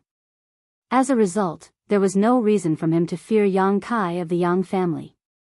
At this moment, Yang Tai had already surrounded the perched Phoenix Inn with over 100 experts from the Yang family. Not only were there many deities among them, but Yang Tai had even managed to bring a few god elders. Although Yang Tai's status as the young master would have never been enough to directly order the elders around, he still deserved some respect as a young master. Not to mention the fact that this matter was connected to a high-quality saint artifact. If they really could hand a high-quality saint artifact to their ancestor, it would be a matter of merit, and they would be rewarded handsomely. In regards to any problems that could be created, just how many people were willing to offend the Yang family with their current status? The person who bought the high-quality saint artifact severed the limbs of our guards. It was he who caused trouble first. We have a reason to make trouble. It's completely reasonable for us to take his high-quality saint artifact, one of the elders who hurried over later said seriously. Even though I haven't personally seen the overgods of the neighboring divine kingdoms, I have heard of them, so I possess some understanding towards them. There's only the patriarch of the Tian Yuan clan that I don't really know, since he has only broken through recently. However, there's no one who matches the person who bought the high-quality saint artifact amongst all the overgods I know. As a result, I'm certain that this person isn't an overgod. Even if he's a god, he probably isn't from our kingdom because I basically possess information on all the gods in our kingdom, said a middle-aged man. He wore white robes and seemed like a scholar. Yang Tai immediately became overjoyed when he heard these words from the elder. He said, "Elders, let's go and find that person right now." The elders of the Yang family nodded happily and followed Yang Tai directly into the inn. Only the elder who tried to persuade Yang Tai earlier sensed that something was off, but now that the situation had developed to this point, he had run out of choices. He could only sigh to himself and follow them into the inn. As one of the most luxurious inns in the royal capital, the perched Phoenix Inn naturally possessed some background. However, when the manager saw that these people were elders of the Yang family, he could only turn a blind eye. He did not dare to speak up. Even though the inn was the business of a clan with an overgod in the royal capital, there was nothing he could do. There really were very few people who dared to offend the Yang family, particularly over small matters like this. It's here. That person is staying here. Yang Tai brought the elders before Jian Chen's room, and his voice was filled with some excitement. Without any hesitation, he immediately touched the formation. Jian Chen sat within the room with his eyes closed as the startling rainbow sword shone with resplendent light as the sword hovered before him. It emitted the invisible, sharp sword chi of a high-quality saint artifact, filling the entire room. However, at this moment, the light that had always surrounded the sword suddenly vanished, revealing the sword itself. It was also at this moment that Jian Chen opened his eyes slowly. He stared at the startling rainbow sword before him calmly. After studying it closely, he could not help but show a sliver of delight. He murmured, "You'll be accompanying me in the future, startling rainbow sword." As he said that, Jian Chen's right hand touched the sword. At that moment, the sword just vanished all of a sudden, disappearing into Jian Chen's body. Suddenly, a ripple appeared in the defensive formation outside the room. Jian Chen's eyes narrowed. As soon as he put the sword away, he turned towards the entrance. His plain eyes gradually sharpened.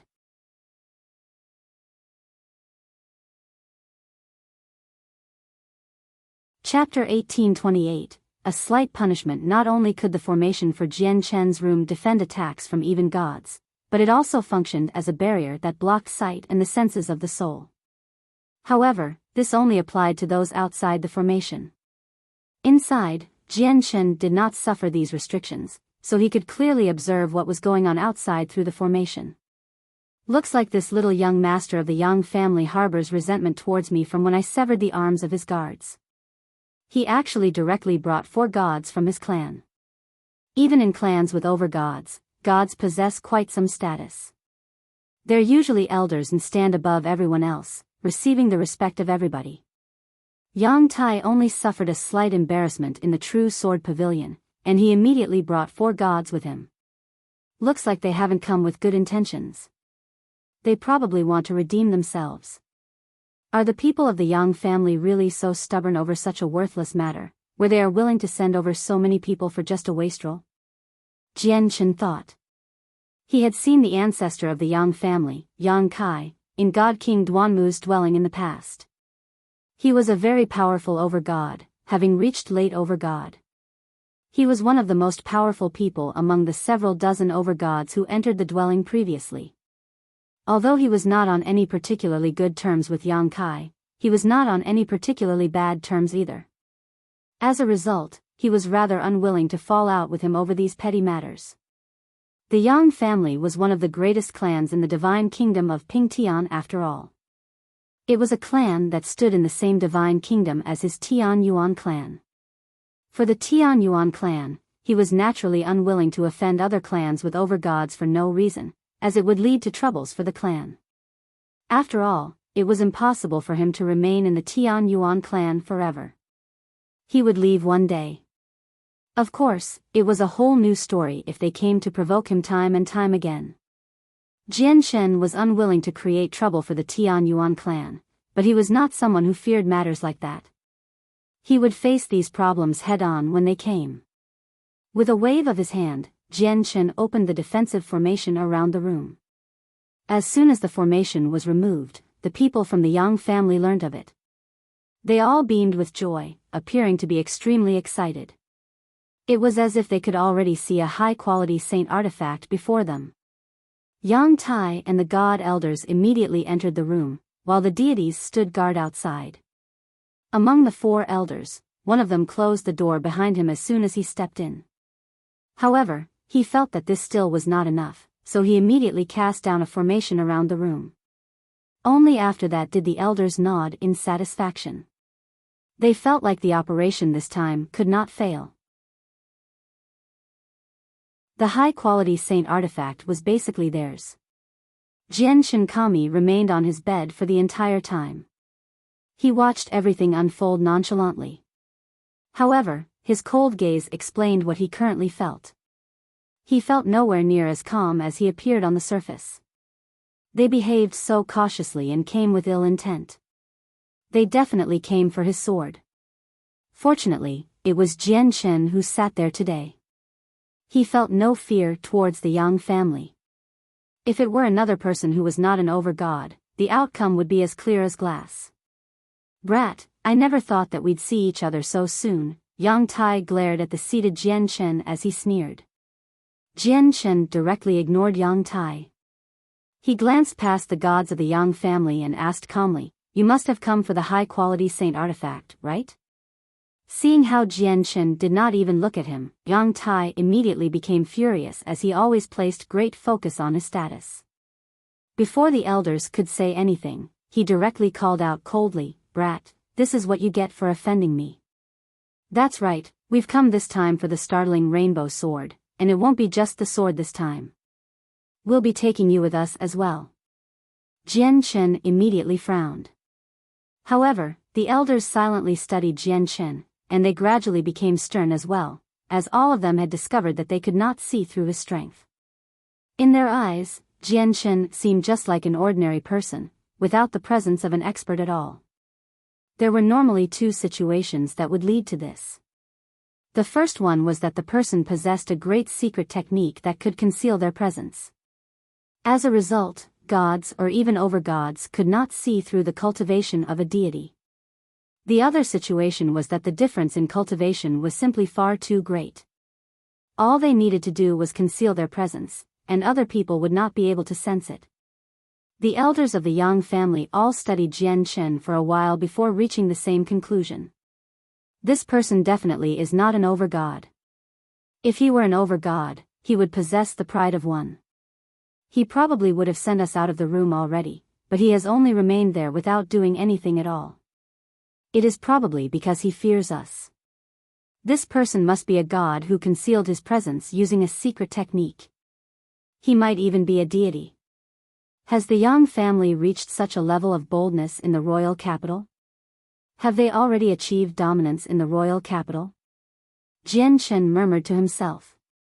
However, Yang Tai's face changed when he heard Jian Chen's words. Yang Tai could not help but think about an awful memory of the past, and his face immediately sunk heavily. He lost his temper and roared out, "You're looking to die." Yang Tai directly swung his hand towards Jian Chen's face. He had completely no idea just whose face he was trying to slap right now. Even the ancestor of the Yang family, Yang Kai, would never be bold enough to do something like this. This was because his action would create an irreconcilable grievance out of nowhere. It was one that would last until death.